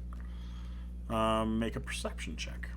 It's after your short rest. You went and started taking your short rest at like 11 o'clock lunchtime. Okay. So. Then yeah, I'd be just kind of walking around the tavern. Okay. Oh, Melanor, how can I help you? Well, I brought the paperwork and the dragons, and he lifts a bag and he kind of gives it a little shake, and it goes jingle, jingle, jingle. Oh yes, I apologize. I forgot. I had taken a short rest and I've just been caught up in getting things kind of cleaned up around here. Well, wonderful. He kind of comes in, and you see him. He just kind of goes and takes a deep breath into his nose, and he kind of nods to himself and feels a little bit better about the situation. Gwendolyn kind of comes out from the kitchen, and she's made a lovely stew for dinner. And he's like, well, sir, if you're investing in our tavern, would you care to try the wares? And he says, well, I don't mind if I do. What's your name? And the two of them kind of have a short discussion. He's, for a druid who kind of just does gardening all day, he's relatively attractive. He's half elven, so they have fair features. And Sarantis, Yo, girl. go ahead and make a perception check. 23. You notice a very obvious blush as Melanor is flirting with Gwendolyn here. And He's this is trying to super fuck my fun to girl. do with myself. So, yeah, that's happening. So, Yeah, you're really flirting with yourself, aren't you, bud? I really am. So, she says, well, thank you, sir. Pardon me, I'm needed in the kitchen and I must go. So she kind of sidles her way back and makes herself busy back there. And he's like, all right, so Melanor kind of comes back and he sets his stew, still steaming from the stove, on the table. And he's like, well, kind of gives you the look. And he's like, there seem to be some certain perks of working here, don't there? Well, yes, but she is simply an employee, and we do not wish to mix personal and professionalism. Well, not being involved in the day-to-day, I hope you wouldn't mind if perhaps I pursued that. I would. I would prefer if you were to just hold off until we can get everything up and going, and then maybe She's perhaps 19. in the future. She is So- she is a little young, and we are trying to keep that. Uh-oh, Margaret's coming down. It's about to get real. We're trying to keep professionalism. Well, I'll tell you, I have a problem with that. She's now a dude. Yeah. Well, she was kind of duty last time. Yeah, she was Yeah, she's a real hard smoker there, Bobby. Yeah. I remember Back in the day. chocolate. Gotcha. I remember. That's right. New York City, baby. Chocolate. Ah, yes. This is our financial advisor and Gwendolyn's mother, Margaret. Hello, I'm Margaret. I wouldn't call myself a financial advisor, but general manager seems to be the role I've stepped into here. Well, you certainly have capable ears. Palmer, just know I love watching you talk to yourself. It's great, right? It's fantastic. Hashtag Dungeons and Dragons. It's like what I hear in my head. I'm dancing with myself. So they kind of have a short back and forth where she kind of explains the different things that they're going to be using his money for. And it's like, yeah, we got a hole on the roof over here. We got to get the Carpenters Guild, the Roofing Guild. We got to get all this stuff kind of... Now she's from New York. Happening. Next week she'll be from Boston. She's like, out here in the Boston streets. Hey, you park your car in the In yard. water. Out here And a selling khakis. street meats. Khakis. Melanor's like, well, it sounds like you have a decent plan. Well, without further ado, he kind of takes the sack of gold. He's like, here's the gold. And, Sarantis, he hands the paperwork to you, but before he has a chance to, like, get it into your hands, Margaret just whoosh, snaps it out of his hands, and she grabs, like, this weird, like, chained glasses. Like, it doesn't have these, it's just on a chain, and she balances it on the bridge of her nose, and she starts meticulously reading through the contracts. He's like, oh, right. Financial advisor. Well, yes. Just a minute. Okay. Takes a few seconds, a few more seconds, a couple more minutes pass by. Melanor's kind of digging into his stew, and the first bite he takes, he's like, good God, how did a cook this good end up working here? She's paid very well. You're not there. Quiet, you. She's paid very well to work here. Silence, voice in my head.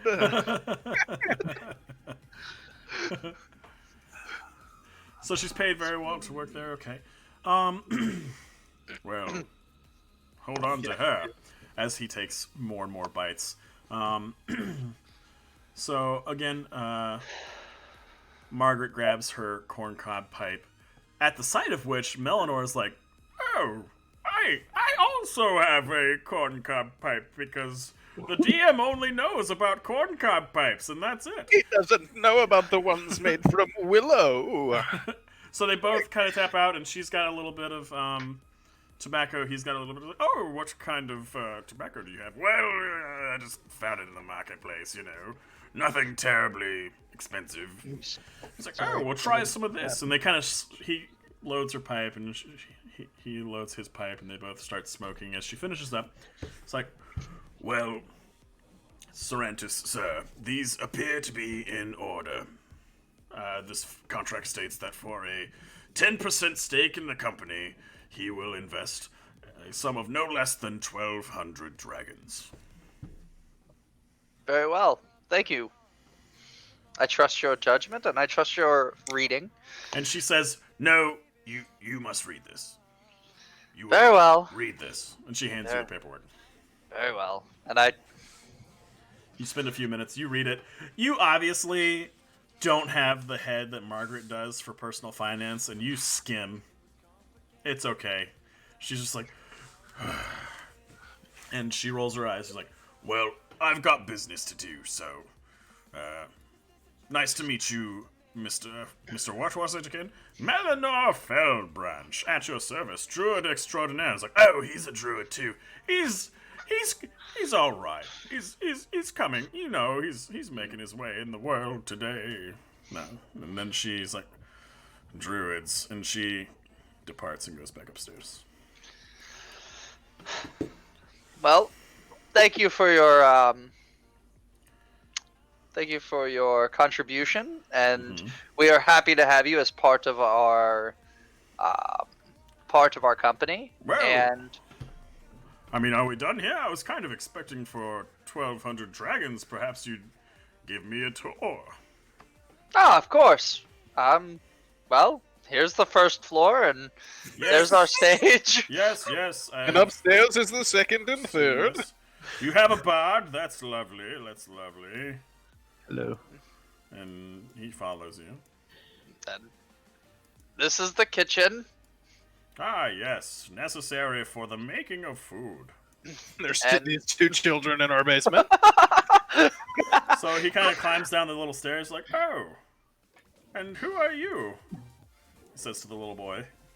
It's like, oh, wow, you're tall. And they have a kind of a short exchange where they introduce themselves as Luke and Lake. There are like bits of bark that have fallen off of the sticks as the kids have just kind of sword fought in the basement for the past 4 hours playing and like defeating imaginary monsters. These kids are And- yoked.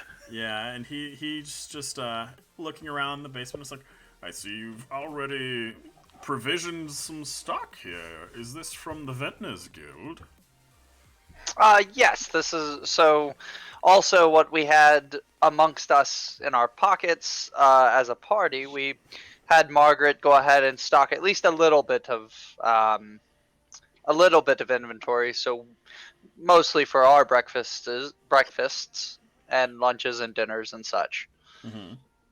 And then we did get our first shipment of ale, and so from here on, now we are going to fully stock our storeroom. Well, I trust your, well, at least Margaret's head for business. Very well, what else is there to this building? Oh, well, let's go upstairs. There are 3 real floors, and the 4th floor is, I will say, the 4th floor we are not to go to. That is Margaret's private quarters, and we do not wish to, I don't wish to invade in her privacy. Margaret Well, and Dopey's. Whatever, keeps Wait, Margaret happy. I thought you were down on the 3rd floor. No, he's in the room I'm- across from Margaret's Yeah, room. I'm. This is my bedroom. Oh, okay. My bad. I thought you were up on the 3rd floor. Nah. Nah, Then I also tie in that it is I understand. Dopey's personal space. Okay, so you guys kind of make your way to the stairs. You're up on the 2nd floor now. Yeah. Oh, So this is the wow. 2nd Look floor. at this lovely multi-level fireplace. How did you come across such a good space? It was Volo. acquired in for our adventuring talents. He kind of Yeah, way to make you. it sound like we mugged somebody for Like- the deed. What do you mean adventuring talents? I don't understand. Well, Oh, before before we became tavern owners, and what we still are is an adventuring party, and we went and we did some jobs for some people, and they were not able to pay us in the dragon amount that we were promised, so they gave us a deed to the tavern. Wait, so you're telling me that someone, in exchange for some random task, gave you a multi-level building? Yes. Why can't I find these people? I was once an adventurer. People gave me then I 50 took an copper. arrow in the knee. Would you like Would you like to come adventure with us? You always beat me to the jokes that I'm going to make as I'm making them. And I don't appreciate it, but it's fine. DM on inspiration. DM vicious mockery. Anyway. Just so and 40 so on the elder second dragons floor, do you take appear. him up to the 3rd floor too? Yeah, I take him to I'm not taking him through everybody's rooms. That's fine. Yeah, Uh, I wouldn't open my room. I don't remember where You everybody's even have room is. I indoor just know this is plumbing. mine. How lovely. That's your room with the sleeping room. Yeah. Yep. And then I think this Yeah, is Kaz with the and- no bed. Yeah. This is Dodagor in the bathroom. And then there's a balcony in Dodagor's room too. It's pretty nice. Goddamn right. Why do you think I sprinted upstairs when we first got in here, dude? You have an imaginary balcony to tend to. Alright, so he Dibs. kind of takes in this. It's like, well, how many of these rooms will be available to your patrons? Excuse me. Once we get everything said and done, kind of doing the math in my head, and I'm in real life also.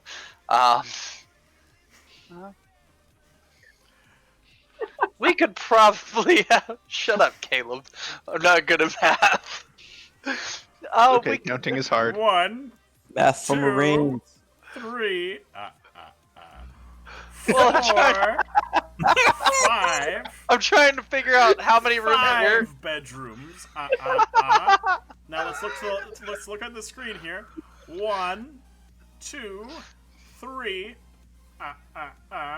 4, 5 player characters.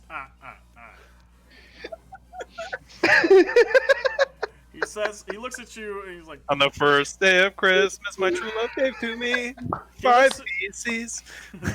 he looks at you and he's like, well, I think it's very fortunate that you have someone like Margaret in your life, because, yes, it seems as though this will just be a tavern, correct? Not an inn?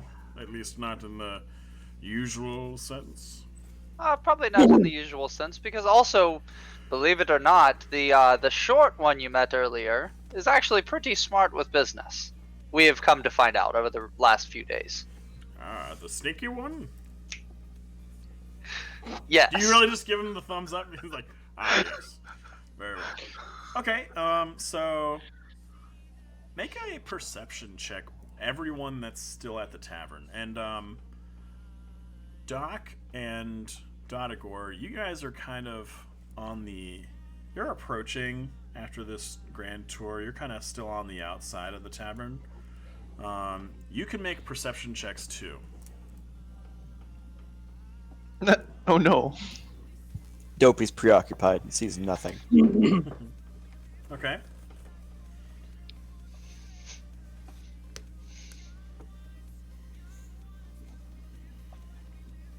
I enter the bar.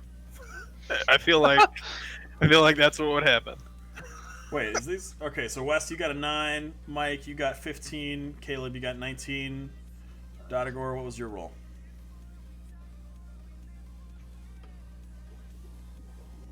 Nick, roll a perception check. I'm rolling. He's trying. He's just... I'm very he's slow. doing I'm his very best. You're As like he me with continues math. 3. Nice! there. All right, High five. so Doc and Nick, we're gonna say that you guys are still outside. You guys have All right. I'll be outside.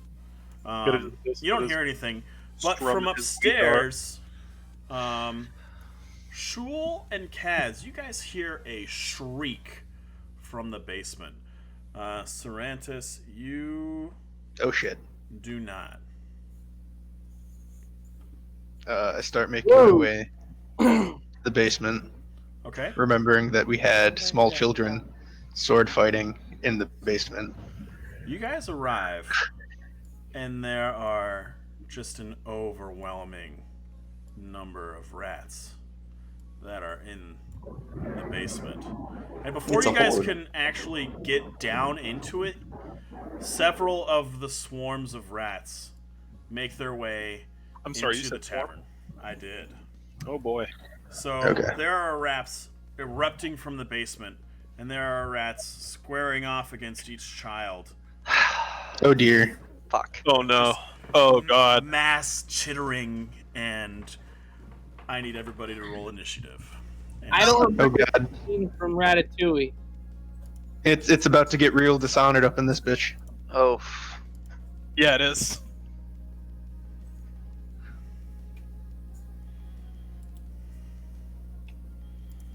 Hey, ya boy, what's up, boo? And as you guys see your characters, Yeah, we'll punch him in. just punch them in. It's actually not letting me punch. It's probably because it's not mine. That would help. I didn't know if that was a thing or not. Don't actually punch the computer. All right, is everybody there? Nope. You Might actually wait make your there. computer work better than Mike. You know, it might. Should work on old tube TVs and shit. It's no- Is that everybody there? Is everybody in there? Yes. Yeah. Okay, first.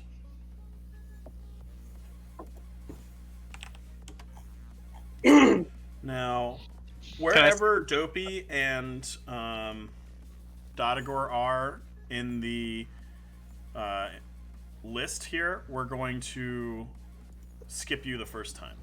Okay. Fair.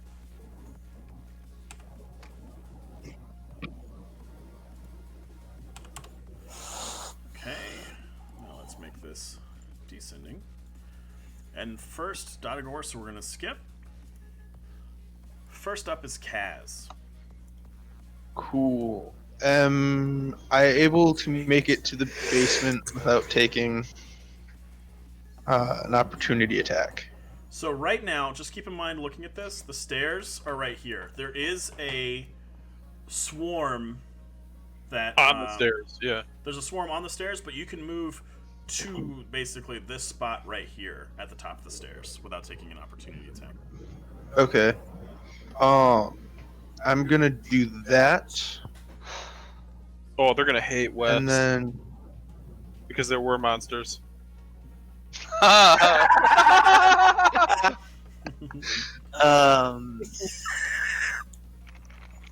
oh, if I do that, I'm gonna fuck up small children, and I feel kind of bad about that. Just blasting them, dude. Remember, consequences!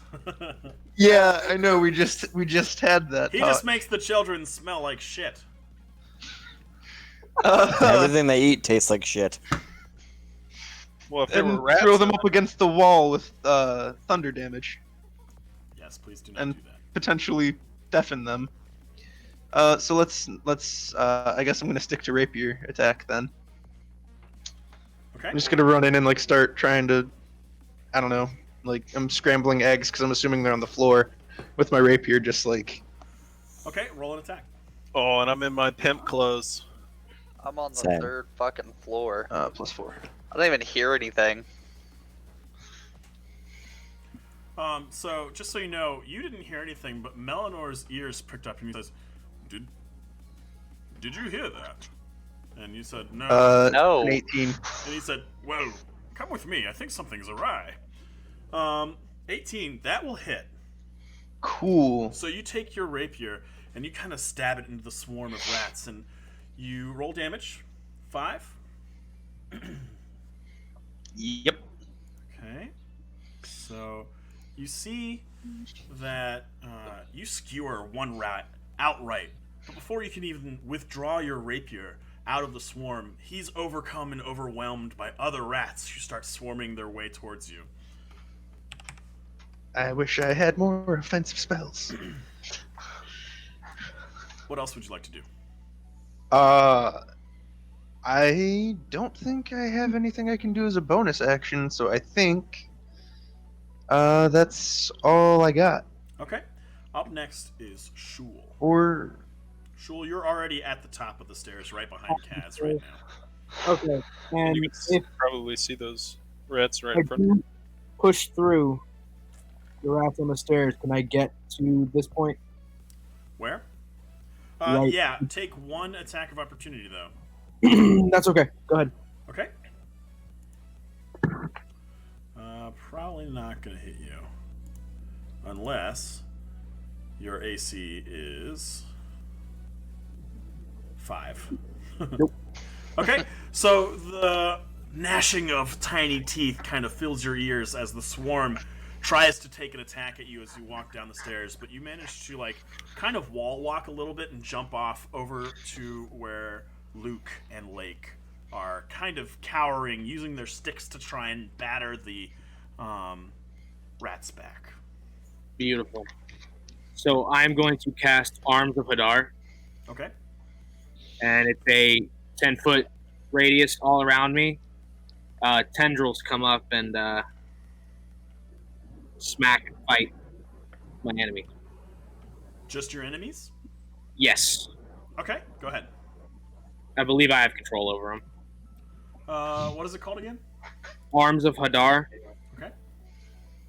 I'll take a look. So you're just calling up globs of Cthulhu's nut to start smacking people? Pretty much. Yeah, these tendrils of darkness is what they are. You invoke Yeah, that's- the power of Hadar, the dark hunger. Tendrils of dark energy erupt from you and batter all creatures within 10 feet of you. Okay, You're so about to that'd be the start difference. beating the shit out of these kids, dude. I didn't know if I have control over them So each creature in that area must make a strength saving throw. Okay, well On a then failed save, Oh no! on a failed save, they take 2d6 necrotic damage, and these are 5-year-olds. So Yeah, dude, you're gonna. Jesus Oh, You Christ. realize that are you're hitting ticks. everything down there, it's including an Kaz. AOE attack. Would you like takes backsies? yeah, because Okay. as a warlock, I'm assuming I would know my You spells. would know how your spell works. Yes, you've read the spell once or twice as the warlock. Maybe not in real life though. Well, I didn't. Like I said, I knew it said all creatures, but I wasn't sure if you would be like, okay, well, since it's your spell and you're harnessing the power, that it. You're No, dude, basically you're literally the way letting that this spell darkness works come is out. you are just letting those tendrils of hunger erupt. You're basically number in 5 that of the radius. Umbrella Academy when he opens his shirt. Yeah. Multi-class as a sorcerer and take meta magic. In that case, Okay, metagamer. we'll cast Eldritch Blast on that boy. Classic. Okay, go ahead. Could you have guessed? I have a new thing with it too. It's pretty cool. Yeah. So anyway, I started blasting. Boom. Okay, I hope it hits. Jesus Christ. that will hit. If it doesn't hit, we're in trouble. Take 10 Believe it or damage. not, they missed. 10 damage. Nice. Okay, so you reach out, and you're doing this one, right? Yes. You reach out and summon the strength of your patron, and like Yu Hakusho, you let loose this fireball in the direction of this swarm of rats, and the fire spreads and scatters them a little bit, leaving fried hunks of rats on the ground before they kind of recongeal into one giant swarm once again. Oh dear. Fantastic. I might actually die in this fight, boys. Oops, I did the wrong. Have you considered not doing that? Okay. Well, Step in as the long as you've doorway. considered. I can tank. So, Palmer, just for future reference, like as far as like, I know in Pathfinder they have combat maneuvers. If I were to do something of that sort, like try and switch places with the child, And put them closer to the other It one? would probably involve either an acrobatics or an athletics check or strength check. That's how they do it in D&D 5th edition now. okay, I got you. I was just curious. I didn't know. You know, I actually miss combat maneuver and combat maneuver defense, but it's okay. We have advantage now. Yeah. And a way math easier for Wes game. Yee. Well, I guess I end my turn. Yeah. Okay. Up next in the order is Dopey from outside. Go ahead and give me a perception roll since we're skipping you right now anyway. Ooh. Nice. Natural 20.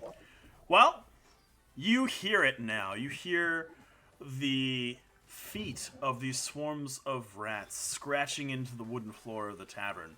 And I'm going to go ahead and give you a turn. And actually, I can't do that because I didn't do that for Dotagor. That wouldn't be fair.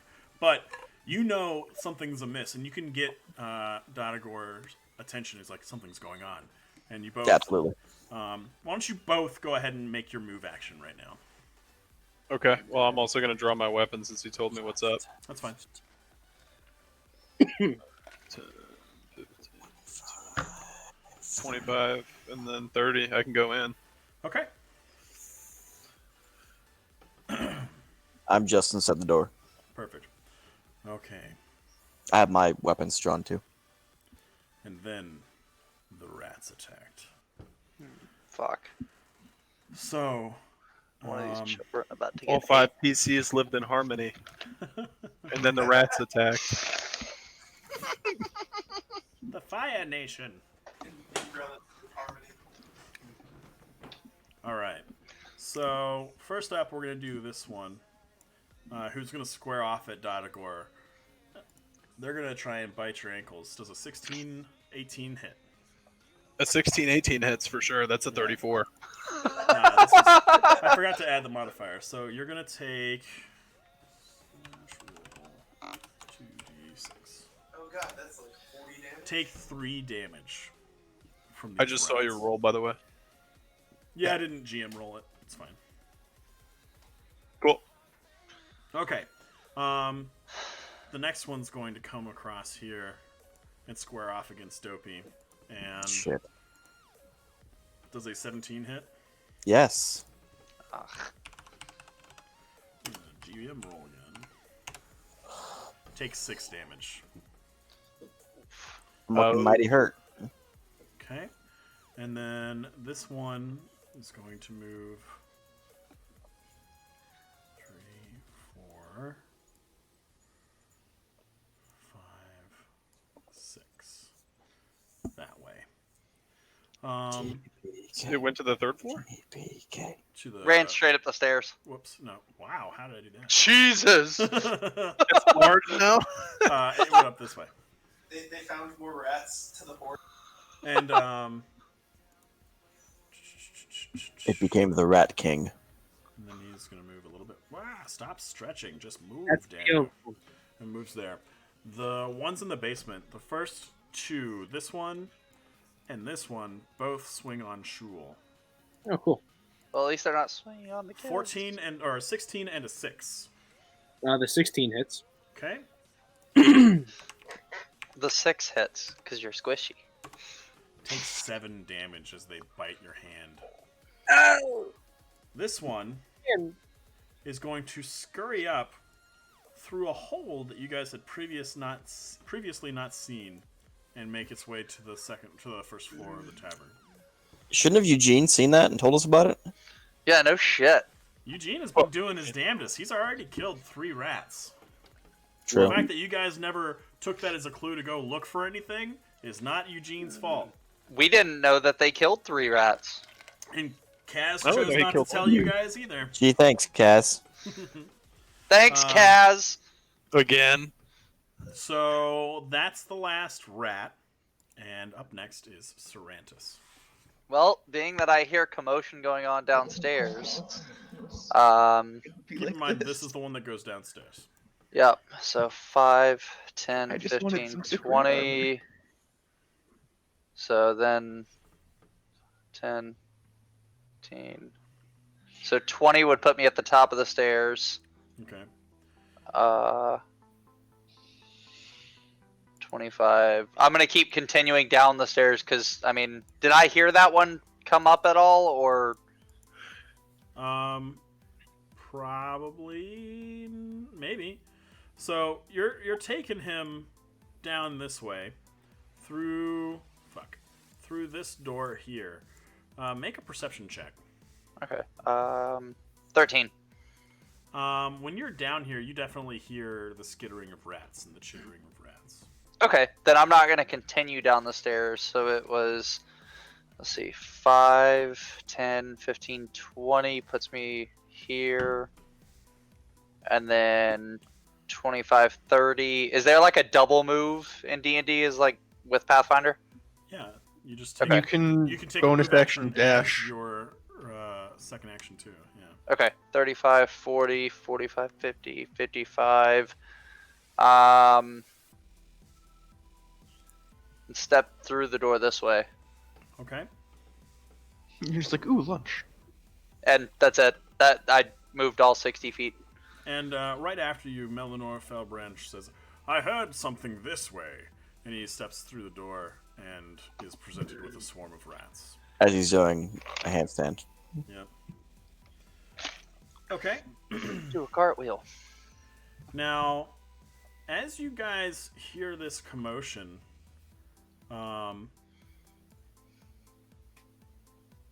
we get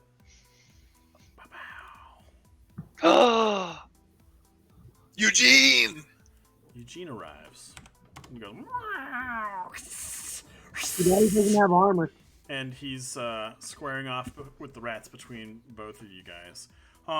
Anyone who is adjacent to a swarm of rats that is also adjacent to Eugene has advantage on their attack rolls.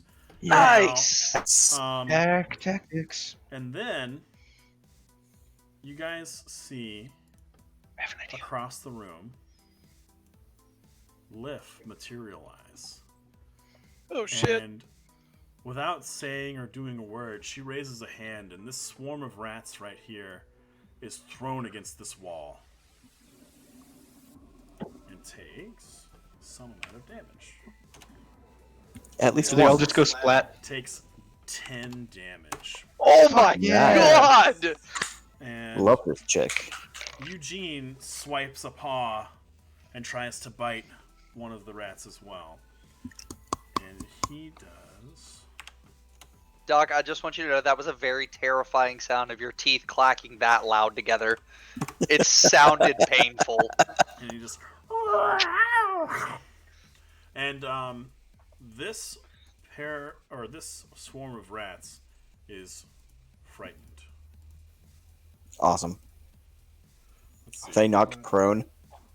No, they're not knocked prone. They can't really be knocked prone. I'm trying to find a symbol that would be frightened. Let's just go with this one. That one looks pretty frightened-y. Ah! Okay. Now it's back up to... Dotagor. Did I give her? No, I did not. Let me keep track of this. Oh, I did give it to her. 6. Haha. And we are back at Dotagor. I am going to take a slash at the rats in front of me, right here. Okay, go ahead.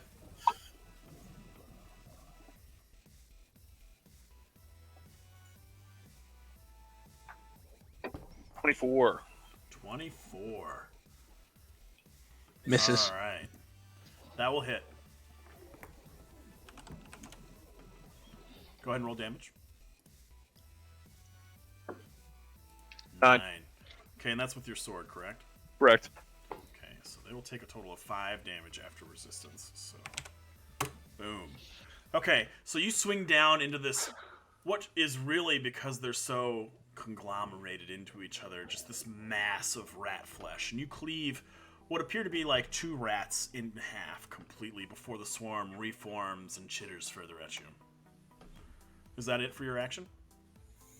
I'm actually going to use my bonus action. Actually, no, I'm not. Okay. Yeah, that's the end of my turn. All right, Kaz, you're up next. I go for my loot. Can I try to Pied Piper these rats out of the tavern? Make an animal handling check. Damn. Okay. What is? Do you have animal handling? I have It's plus plus one. 1 for him. It's Okay, so you're wisdom trained. based.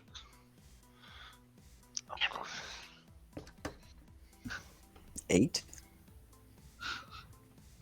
So, you whip out your loot, and you give it the old college try. You're just like, you're like playing some Andre 3000 type shit, and the rats are having none of it. They actually get enraged. Good job. They're barbarians. And they now have advantage in all their attack rolls. Yeah. Oh no. Well, shit. I was hoping it was going to be a performance, but cool. So I'm guessing that was my action, and I don't think I have anything I can do as a bonus action. Maybe some so- inspiration? Oh yeah, I guess I could do that. The bard thing to do. The Barney thing? So that didn't work. So I'm gonna inspire whoever's down here with me. That's Either that or cool. seduce Sorry. the rats. No. Seduce the rat swarm. Take one for the team. Please, for the love of Christ, do not seduce these rats. No, Do thank it! you. Be a He bard. just starts throwing cheese all over his Hey, body. I am not role playing bard you guys- via have you guys- rat sex. Have you guys? Have Me- you guys ever seen that video of the guy fucking the McChicken? Because that's kind of what it's gonna look like. You ever had a certain victim? Yeah, no, I'm gonna use bardic inspiration on our warlock friend. Okay, I think so Palmer's still trying to process what Nick just said. I'm It trying tends to to happen. ignore it, so let's move on. Oh shit. Oh If that's going god! to make it to the video, I suppose we'll No. see. All right, so Shul, you have 1d6 of bardic inspiration. How do you inspire Shul? Kaz? You give him a nice back rub. Eye of the tiger. Yeah, I just start playing Eye of the Tiger Do you or sing it too? Through the Fire and Flames. Ooh. Ooh, there Yeah. you go. Land with the fire and flames. There you go. I want to Yeah. make you make a performance check just to have said that. To see how much your fingers Okay. are bleeding by the Yeah, time make you're a done. performance check for me. Nice. Ooh, he's killing it, dude. 100% accuracy. I love it. Nice. Okay, so up next is If he Nailing it on Jewel. Guitar Hero, dude. If he tilts his loot, does he get star power? So, See, It's actually man, lightning bolt, and I just am electrocuting rats. what exactly does the inspiration do? So whatever you get roll to add a you might D6. add, you can add a d6. So if you make an attack roll, you can then roll a d6 and add that to that. Same thing for like skill checks, that kind of thing. Sweet. Can you do it to damage? No. Okay. Okay. I was gonna be like, damn. Okay, 1d10 plus 3 plus 6. Cool. Nothing has changed. I'm going to Eldritch Blast that same one. Trying to film a hentai movie in the basement with these kids with your tentacles. Is that your gross up. attack roll? My bad. Excuse me.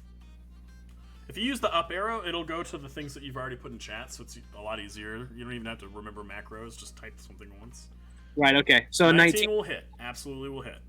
All right.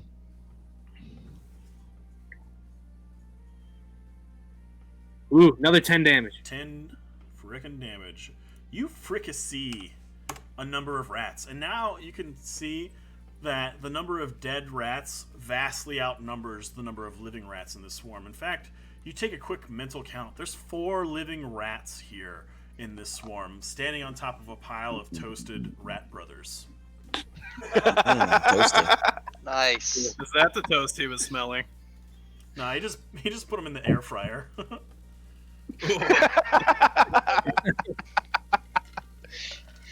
I mean, technically, they did get fried out of midair, so.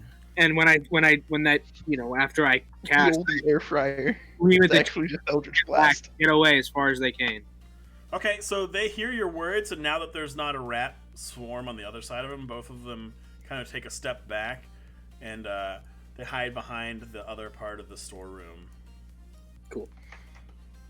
Both Stay there. sticks at the ready to strike like their teacher Dopey taught them. Stay there. Stay there. From You his don't have to shadow. tell us twice. All Yeah, right, up next is Dopey. Dopey, who is in a rough spot already. So Dobie's gonna attack these guys. Okay, First with his rapier. the ones in front of you. Nice. Yeah, the ones between me and Eugene. All right, don't forget you have advantage. Oh, he's not forgetting. Okay. Could roll an at 20. So that's 25 on the rapier, and then I'm also gonna attack with my dagger in my other hand. Okay, go ahead and roll. Natural 20. Nice. Crit, Alright. crit. So Roll here's my damage for rapier the damage is 12, Nice. Okay. and then my dagger damage 7. Roll the Is- dice twice. You roll d4 plus 4, and then do it again. He did. I did Oh, okay. So it's a total 7 of and 5. 12. 12. Okay. So 12 plus 24. 12, 24. So 24 damage. Because they half it. Yup. So, you managed to impale not 1, not 2, not 3, but 7 rats on your rapier before you make your first attack with the dagger and cut down 2 more. There are still quite a few left, but there are Still a only lot count fewer live rats than dead rats, and each one of them is just as lethal as the last. Oh, I'm screwed. And as big as a toaster. Yep. So up next, unless you want to do anything else. Nope, that's all I can do. Okay. Is the swarm of rats. Since we're there, the frightened rats take no action. The You're ones good. Oh, thank next God. I would have died. to Dodagor, however, are not frightened, and they reach out and roll a 2. Nice. Peasant rats. The ones here on the first floor by Liff. If you've if you can imagine what a befuddled rat looks like, then that's what these look like. You're sitting on They their take a look around. They're kind of just like, what the fuck? fuck just happened to me? And they crawl across, or skitter across to this area here and kind of leave the tavern through a little hole. And this one up here goes and attacks Melanor Fellbranch. But they also fail to strike him as he high knees it out of the way of their bites. Now for the ones below. Just jumping. So the ones here next to Shul trip and fall as they try to skitter towards you over their dead brethren. And seeing that their fate is all but sealed, escape out through another hole and leave. You get one attack of opportunity, Shul. Do it. Attack of opportunity? I can use a cantrip, can't I? I don't know. Let's I mean, Google it's like the same thing as punching, right? I mean, It's yeah. literally just a flick of my wrist. Yeah, just cast Eldritch I'm more Blast. Googling this for my future knowledge as well. Right? Like what you can do. So, let's see here. Surprise, initiative, your turn, blah, blah, blah, blah, blah, blah, blah, blah, blah. Let's control F, because this is bullshit. The opportunity attack doesn't suddenly give you the ability to cast a spell such as Shocking Grasp. These will at best improve your OAs to the level of most martial classes. Even a lowly cantrip will do more damage. Well, I don't know. In a fight, everyone is constantly looking for a chance to strike. Such a strike is called an opportunity attack. You can make an opportunity attack when a hostile creature that you can see moves out of your reach. To make it, you use your reaction to make one melee attack against the provoking creature. So you can take a punch at it. Alright, I guess I need to look and see what the hell that's gonna do. I never thought I'd actually punch something. It's What's your strength? yeah. 9. So it's a -1 modifier. Plus whatever. I don't know. If you go on D&D Beyond in actions, it's at the very bottom of your attacks. It says unarmed strike. Because I have a +2, but I only have a 10 strength. Let's see. It's also got your proficiency bonus, so that might be the fact that you're at a higher level. Yeah, I have a +1. All right. Do your worst. Ow! Nice! Ooh, very Holy close. shit! All right. What the hell does it do? Roll a d4 +1 to smack that bitch up. Oh, it says equal to 1 plus your strength modifier. No damage. 1 plus strength. So you do 2 damage to these rats. You manage. My strength's a -1. So it's just one. You It's just gently one. pet the rats as they make their escape. You're- So you it can't be very reduced quickly, less than 1. lightly You spank snatch one out and you Bite put its it head on off the ground and and snap it. You stomp it and Bite it off like Ozzy. you bite the head off like Ozzy. Okay. Yeah, how to very get good. Pestilence 101. Roll a con save. Yeah. All right. Do not have bubonic the plague for the last next one 8 turns. sees you murder its brethren and turns to attack. That's fine. Does a 13 hit you? Yeah. Okay.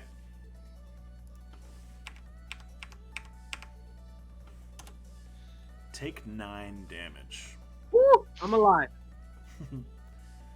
And up next, it's Eugene. Wait, wouldn't it be me? I've been hitting next the whole time. What's going on here? Why is this? I don't know. ahead? What They're on. is that? They're at 6s. Yeah. Why isn't that? Why is that like? Why are you like this? Why are you running? Wait, how do you There. run it? God damn it! Stop that. There we go. Okay, everything should be back in order now. After Sarantis, 20, your there's turn. still no last. All right, I'm gonna. Oh wait, that one oh no, never mind. He high kneed out of the way. Yes, all Yeah. of them have acted.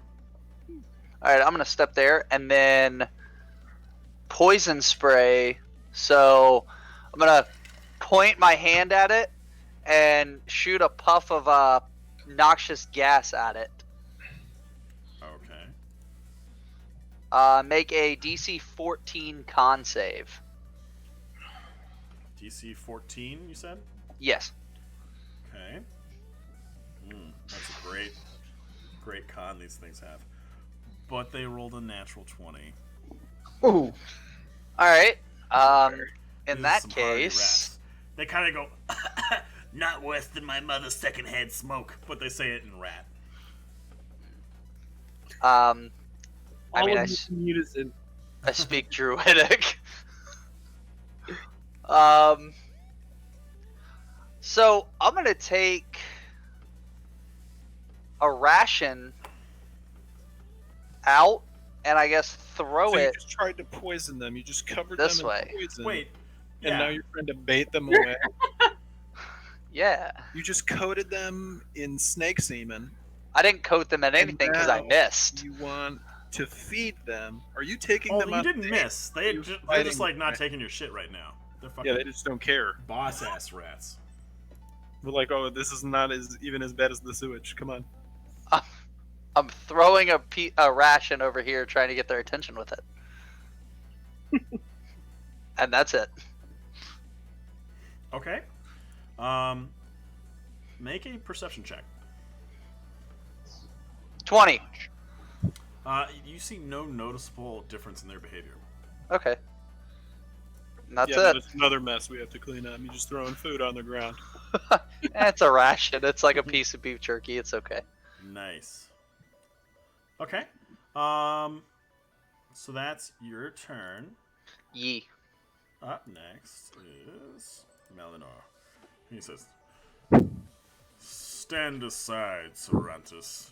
Let the men handle things for once." And so he... I hope he rolls a fucking critical one. Yeah, a critical fail. And just dies. It's just after he gives us the money. He casts Thunderwave. I mean, if he does and dies, then we don't owe him share of the business. Yeah, but we also need to find a new sugar daddy. No, we don't. Do you We've guys already got his money. conveniently He's arrange already the given us the death money. of your fucking investor? No, we didn't kill him. We didn't plan this. Nobody was attacked. I might have planned on him dying at some point, but So he takes this like Nobody summoned these rats. very base stance and then takes one foot and stomps in the direction of the rats. And from his foot you see just this wave of force knock these rats back 10 feet. And they take 97 magic damage. 16, 18 damage. Druid. Yeah, he's a 20th level druid. And there's still 50 bajillion rats left. They take... Wow. That's 19... That feel when the DM goes, wow, when you get 22. scared? So they take 22 damage from Thunderwave and knocked back. And the two Wow. rats remaining alive scatter and escape through various holes. God, there are a lot of holes in this place, dude. Pinky. You may doesn't want to investigate that later. Anyway, back to the game. does Up that next, not damage Cervantes as well? No, Francis because is it's in behind front. him. It's Thunderwave is a 15-foot cube. It happened in front of him. Thunderwave? No, you can use it. A wave of thunderous force sweeps out from you. Yeah. Each creature each creature in a 15-foot cube originating from you. Right. So it could be So, this whole it's area. this dude- It's directional. It's directional.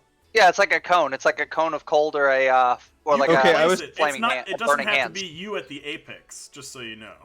Yeah, you can pick it. Yeah. It's like a burning You're not, hands type you're of not spell. Goku just by, you're able to choose the direction. Yeah, you that can he aim. goes out. Okay, I was thinking because the way I read it, it was like a cube. So I was just like, oh, it's a cube that originates out from me. Of like, okay, well, I'm retarded, and I could have been doing. To be that. fair, I read it that way as well. Now I mean, So- I read it. You could do that way, but like I said, I also yeah, kind of you took can it as like choose yourself to be the apex, but in this situation, Melinor does not. Despite Yeah, his it's not like misgivings Caleb over where it's just Cthulhu's tentacles flying out of it. Like It's a the neck kill of kid. Everything. out of his torso. Yeah. Okay, so it's Eugene's turn. Wacky inflatable waving arm. Works real well. In that case, then it'll work for me when I do it. And Eugene hits.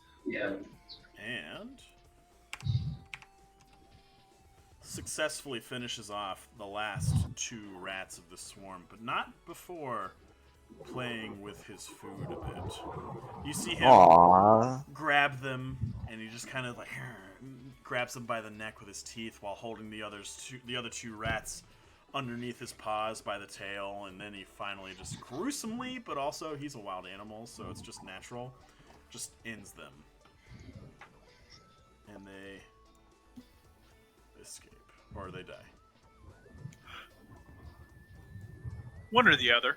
I love how Gwen's just cooking in the kitchen during all She's this. just chilling. We're just slaughtering animals. Yeah, she hasn't really done anything. She doesn't really know what to do. She's just very kind of busy in the kitchen. hanging out in the kitchen. She hears a ruckus and does not I found want my to weed go and she's just stoned as shit. out there. Margaret's the one you guys should really be worried about. She hasn't moved this entire time. It's weird. So, She's old. She took a nap. Liv Permanent nap. is She up rolled a 1 on next, perception. and she's currently visible, but as you guys watch, she takes a look around and not seeing any immediate threats, just apparates and disappears. Okay, bye. Bye. And Love you, bye bye. Dodagor, it's your turn.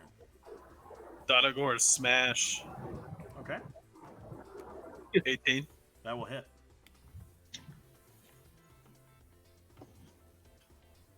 $11 damage. Ooh, baby. Nice. Okay.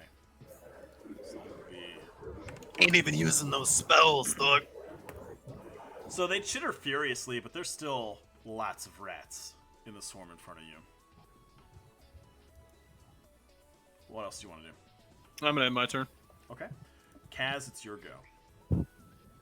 Cool. Keep in So mind, seeing. this is the entrance to the basement. Oh, cool. A hatch that leads to stairs. Awesome. So, seeing that my warlock friend is much better at obliterating swarms of rats than I am, Just I am continue going- to fire and flames.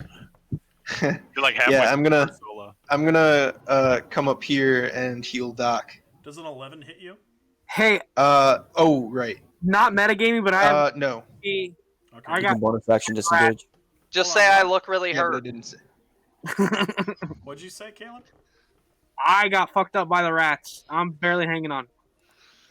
Okay, How wait, much hang on. damage did you Who is where? I took 16 damage total so far. He's your warlock friend. Oh, shit. Me. He's the one that was in the basement saving the children with you. That you left with rats still. That you they were will like actually surely eat the AOO children. because you were leaving that square anyway. No. Well, Yeah, their I'm attack gonna of go opportunity back missed you and- anyway. And I'm going to cast Cure Wounds on my warlock friend. You are the best. I'm sorry for metagaming, but they fucked me up. I thought he would see that, right? I'm assuming. The only person that can see your health bar is probably you, just so you know. Yeah, I can't. Yeah, I know that. I didn't know- You would see him. But in real life, he would have seen you get fucked up. Right. Yeah. That's what my point was. Yeah, seeing that you look all crusty and shit.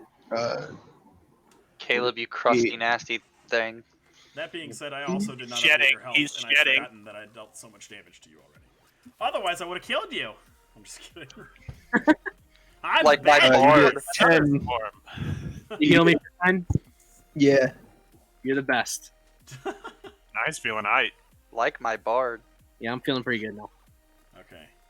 And then I guess I continue playing through the fire and the flames, and while I'm doing that, I cast Cure Wounds. All right. Beautiful. And you just heal him right up. Beautiful. Now I'm gonna get these rats off you. Shul, it's Cool. your turn. All right. I wish I had a war loot. Dopey's just standing there like, I'm feeling woozy. Bad. That was very loud. Oh, Okay. Shul, what are you doing? I am going to cast another Eldritch Blast because all my other big boy spells are for creatures with intelligence. Too close. Okay. And that too. We just gotta. Fuck. I'm gonna use the inspiration. Okay. So it's a D6, right? Yep. So you Yeah. rolled a 10, right? I rolled a 10. Add a d6. Or actually, no. A 10 hits. You don't have to use your Oh, inspiration. okay. A 10 Well. hits. Perfect. All right. Right? Yeah, a 10 hits. All right. Cool. So roll damage. 8 damage. 8 damage. Ooh, big damage. Okay. Take a step back. There we go. Right there. Okay. They're going to take an attack of opportunity on that. Oh, is there no like Yeah, no, you can't skirmish. fucking Bonus action disengage. Well, not that 5 foot step. Pathfinder, yeah, the 5 foot step thing. No. Right. All right. Never mind then. You can bonus action You disengage. can bonus action to disengage, and that's it. So what does that do? It prevents opportunity attack. It's basically From that just one a person. 5-foot step. And I can take a step. Yes. Well, then I guess I'll do that because I'm gonna end my turn anyways, right? I think you could take your full movement if you use disengage as your bonus action, right? Yes. Yes. I'm just going to there anyways. Okay. Seems good. Distancing. Let me look here, though. Socially. Socially. Yeah, social distancing. He's staying 5 feet from everybody, mostly so that they don't die when he turns into Cthulhu. So I don't think it's a Okay. bonus action, but it is an action. So you could use that instead of your move. It is a bonus action. It doesn't say for some reason. It just says Oh, he might action not have it combat. then. It shouldn't. That should be a. It's not across the It's board. not- Oh, it isn't. No. No, I think it's a martial. No, it's actions in combat. You can do attack, dash, disengage, dodge, help, hide, ready, search, use an Dip, object. duck, dip, dive, and dodge. Yeah, for it to be a bonus action, it has to actually yeah, be a for part it to of be the a it has to bonus be a action, it bonus has to action. be something, but it's a regular action. So you Because can't- it is a bonus action for me. Yeah, that makes sense. But you do not have it as a bonus My action, bad. Caleb, so you're still whoop, whoop, right there. Okay. All right. That brings us to Dopey, everybody's favorite killer of things that almost dies every combat. Same. So Dopey's gonna move up here, and he's going to attack these guys. Champion winning. How do you do that move? He wobbles. I move here and then here. You'll take an attack of opportunity from the first spot, but what you can do is you can go I'm gonna move. there. Yes, that's what I do. Perfect. Genius. So first Only attack is slightly gonna be with my rapier, Oh boy. 23, Nice! Jesus That Christ. will hit. and then next is gonna be my dagger, which is a Which 20. will also hit. So rapier damage is gonna be 9, Okay. daggers 8, total of 17 damage. Okay. He carves the jack-o'-lantern face, but out of the rats instead of a pumpkin this time. And then I pull a candle out of my ass and make them little rocket lanterns. Rocket lanterns. Candy in the front, Little candle in the back. Prepared for any romantic dinner plan. lanterns. Just a dopey Okay. away. Rattle lanterns. After that, again, so they're barely hanging on, but unfortunately, they continue to hang on, and it's their turn. Fucking So, Uber meats over here. Here we go. Does Dopey live? Does a 14 hit? Or, yeah, 14. Or, no, 16, sorry. Yes, a 16 will hit. Oh! Let's keep going up. Dopey's about to go unconscious, yo. Take 10 damage. Oh! 10 damage. Dopey shit. is unconscious and needs to start doing death saves. Okay. I think you make it on your next turn, right? Yes. Okay, I so thought you that's meant it for that when one. you died, and then you kept going from there. The rats downstairs are more annoyed with the fire than through the fire and the flames, and they're going to attack Shul. Yes. Does a 13 hit or a 15 hit? Yep. Okay. Takes 6 damage. All right. And that's the last rat swarm before Sarantis. Your turn. Well, being that I still hear everything going on downstairs and this rat swarm dissipated, I'm gonna go 5, 10, 15, 20, 25, 30. So this is the one to go downstairs, just so you know. 5, 10, 15, 20, 20. But he's. So it'd be this one. Yeah, so Yeah. 25 puts me to there. 30 to there. Do I see Dopey unconscious? No, like, you don't, because the bar's in the way. No, you don't see him over And there. he's only 2 foot tall, so you wouldn't see him regardless. Okay, then He's I only still 6 inches tall when he's laying down. Sometimes right. he's 12 inches tall laying down. With So the tendy. I still With the tendy, it's another With 6. the- Yikes. That's a big ass tendy. Six and then inches? All right. I'm gonna throw a little ball of flame with produce flame at the rat swarm that's still You wouldn't. chittering around. That's not Please how don't hit Produce me Flame with is. that. Not gonna happen. Produce flame is like, I'm gonna light a match with you, and you Uh, light your. No, produce flame. A flickering flame appears in your hand. The flame remains there for the duration and harms neither you nor your equipment. You can also attack with the flame, although doing so ends the spell. When you cast this spell or as an action on a later turn, you can hurl the flame at a creature within 30 feet. Make a ranged spell attack. Okay, go ahead and make your ranged spell attack then. 11. Please don't hit me with this. I don't want to At die. the rats in front of Dopey, Yeah. that will hit. All right. And it will do 1d8. 7 points. They, as they die. I quickly, immediately start stomping on them. To put out a fire. Yeah, so your unconscious body isn't on fire. Okay.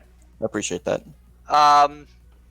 I mean, I go to inspect my handiwork and see what he's still stomping on. We're still in You're combat. still in You're- combat, man. yeah. Wait, he said you. Oh, you said they were dead. Okay. That one is There's dead. still combat down here. Yeah. Oh, okay. All right. Well, then, that's where I end. Okay. Melanor follows you down and doesn't see anything of note, but he dashes to the top of the entrance here, hearing the sounds of combat below, and that's about as far as he makes it. Eugene kind of Standing on top of Kaz. comes over to Dopey's body and he just kind of headbutts you a little bit. How cute. And it's Dotagor's turn. I am going to stand right here and roll to stabilize my homie. Okay, make a wisdom check. And this can count as a positive death save if you make it. Would that be a medicine check? If you are proficient in medicine. I am proficient in medicine. Go for it. 11. You have one positive death saving throw. Thank God. I am my turn. Okay? Kaz, it's your turn. Cool. So again, I think my warlock friend has it. I'm gonna try going upstairs. He's at 5 now. Fucking Christ. Okay, cool. Just to let you Then know. He's looking fucked up. Let's put it that way. I'm going to try healing him again. Smash the fucking rats with your loot, you fucking through the fire and flames ass bitch. All right, fine. I'll make a Let's do rapier some attack. CKY shit. Just Yeah, dude. Go hard. Buy you a new loot. you should see the picture. Or of this. wait, can I do Thunder Should have Wave Shul buy you a and new not- loot. He's flush with cash now. Can I do the Thunder Wave in a straight line thing? Not in a straight line. It's still a cube, but you can originate it from a corner of your body in a direction, if that makes sense. Yeah, I mean, you could have one go behind you and 10 go in front of you.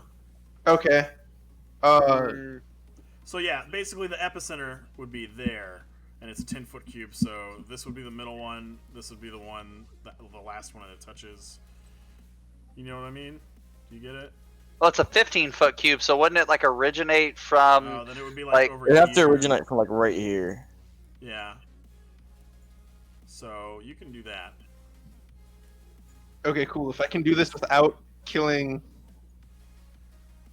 Shul. Shul. Well, so with that, you're underground, and this is just the dirt underneath the tavern, and you can't see it, and you can't target it. Fack. So if you do it, yeah, if you do that thunder wave anywhere like in this direction, it's gonna hit Shul. Just use your rapier, dude. Yeah, I think that's gonna be. I've done some pretty massive damage with my rapier, so come on.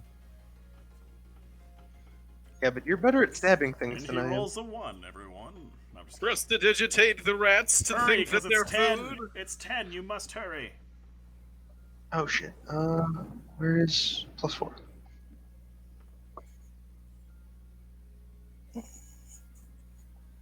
You will It barely hits. hit. Barely hit. Works for me. Roll Barely damage. hits a hit. And you managed to kill a single rat. I'm helping. Haha! Up next is I'm in Shul, danger. who definitely No, doesn't that's need me. help. That's Dopey. He's in danger. 19 hit. That will hit with ease. Is this another Eldritch Blast? Sure is. 6. You fricassee another half dozen rats in the swarm in front of you. And following that, it's Dopey's turn. Make a death saving throw. Oh no! That's 2 fails. That's 2 fails. Ah! Fuck. Up next. Does Watch he get Dopey. advantage Swarm of because I'm rats. trying to stabilize him? There's no advantage. He does get the Okay. positive saving throw from you helping to stabilize him. Which I have on my character sheet. So Swarm of Rats is going to attack Shul again because he keeps setting them on fire. Mm-hmm. Does an 8 hit? No! You luck out. Holy this time. shit!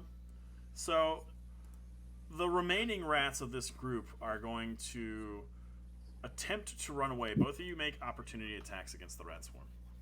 The fucking punch again. Yeah, that's fine. Pat him on the butt.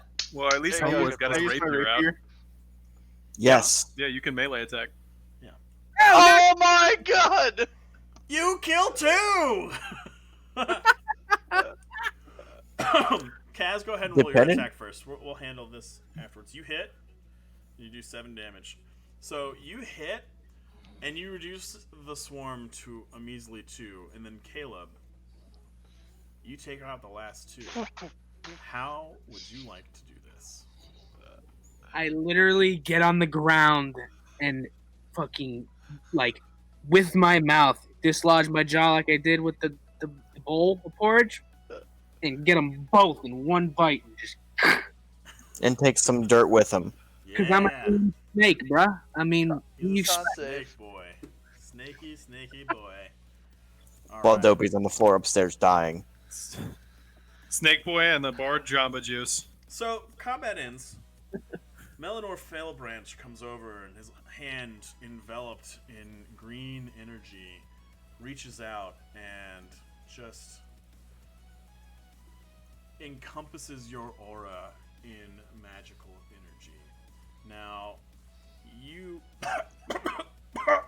wake up To see Having my beautiful recovered. face looking down at you. 1 hit point.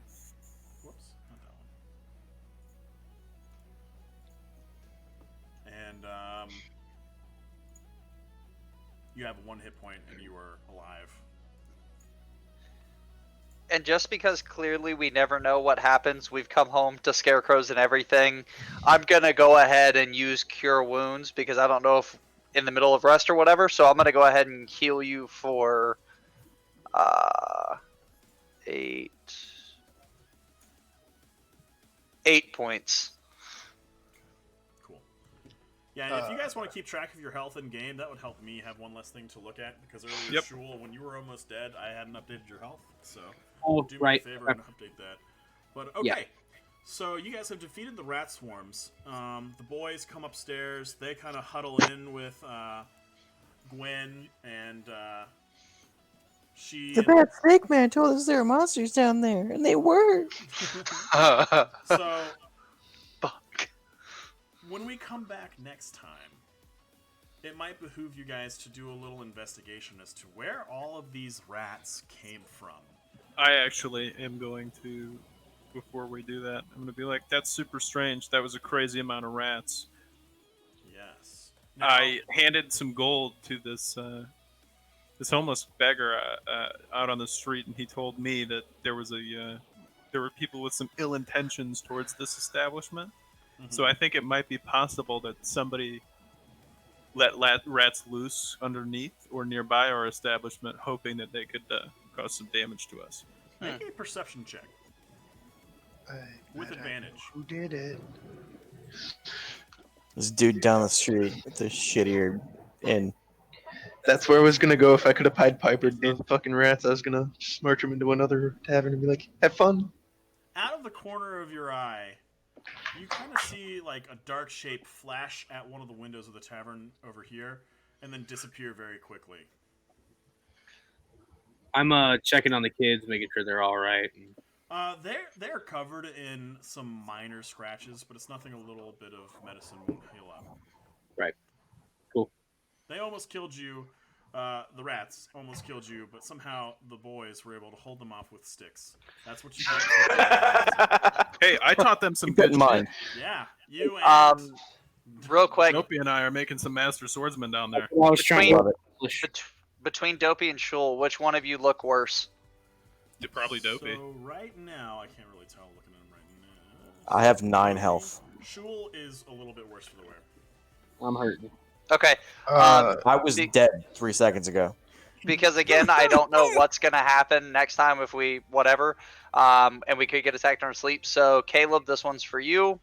Roger. I can cure wound stock. Um, I'm fine with 11. That was it, right? Full. Yep. and then Kaz, you said you've got Doc. Yeah. for How about 5. it? Before How you bad are worry you about still- all of this, combat's over. You guys see that shape kind of disappear from the window, and this is where we'll call it for the evening.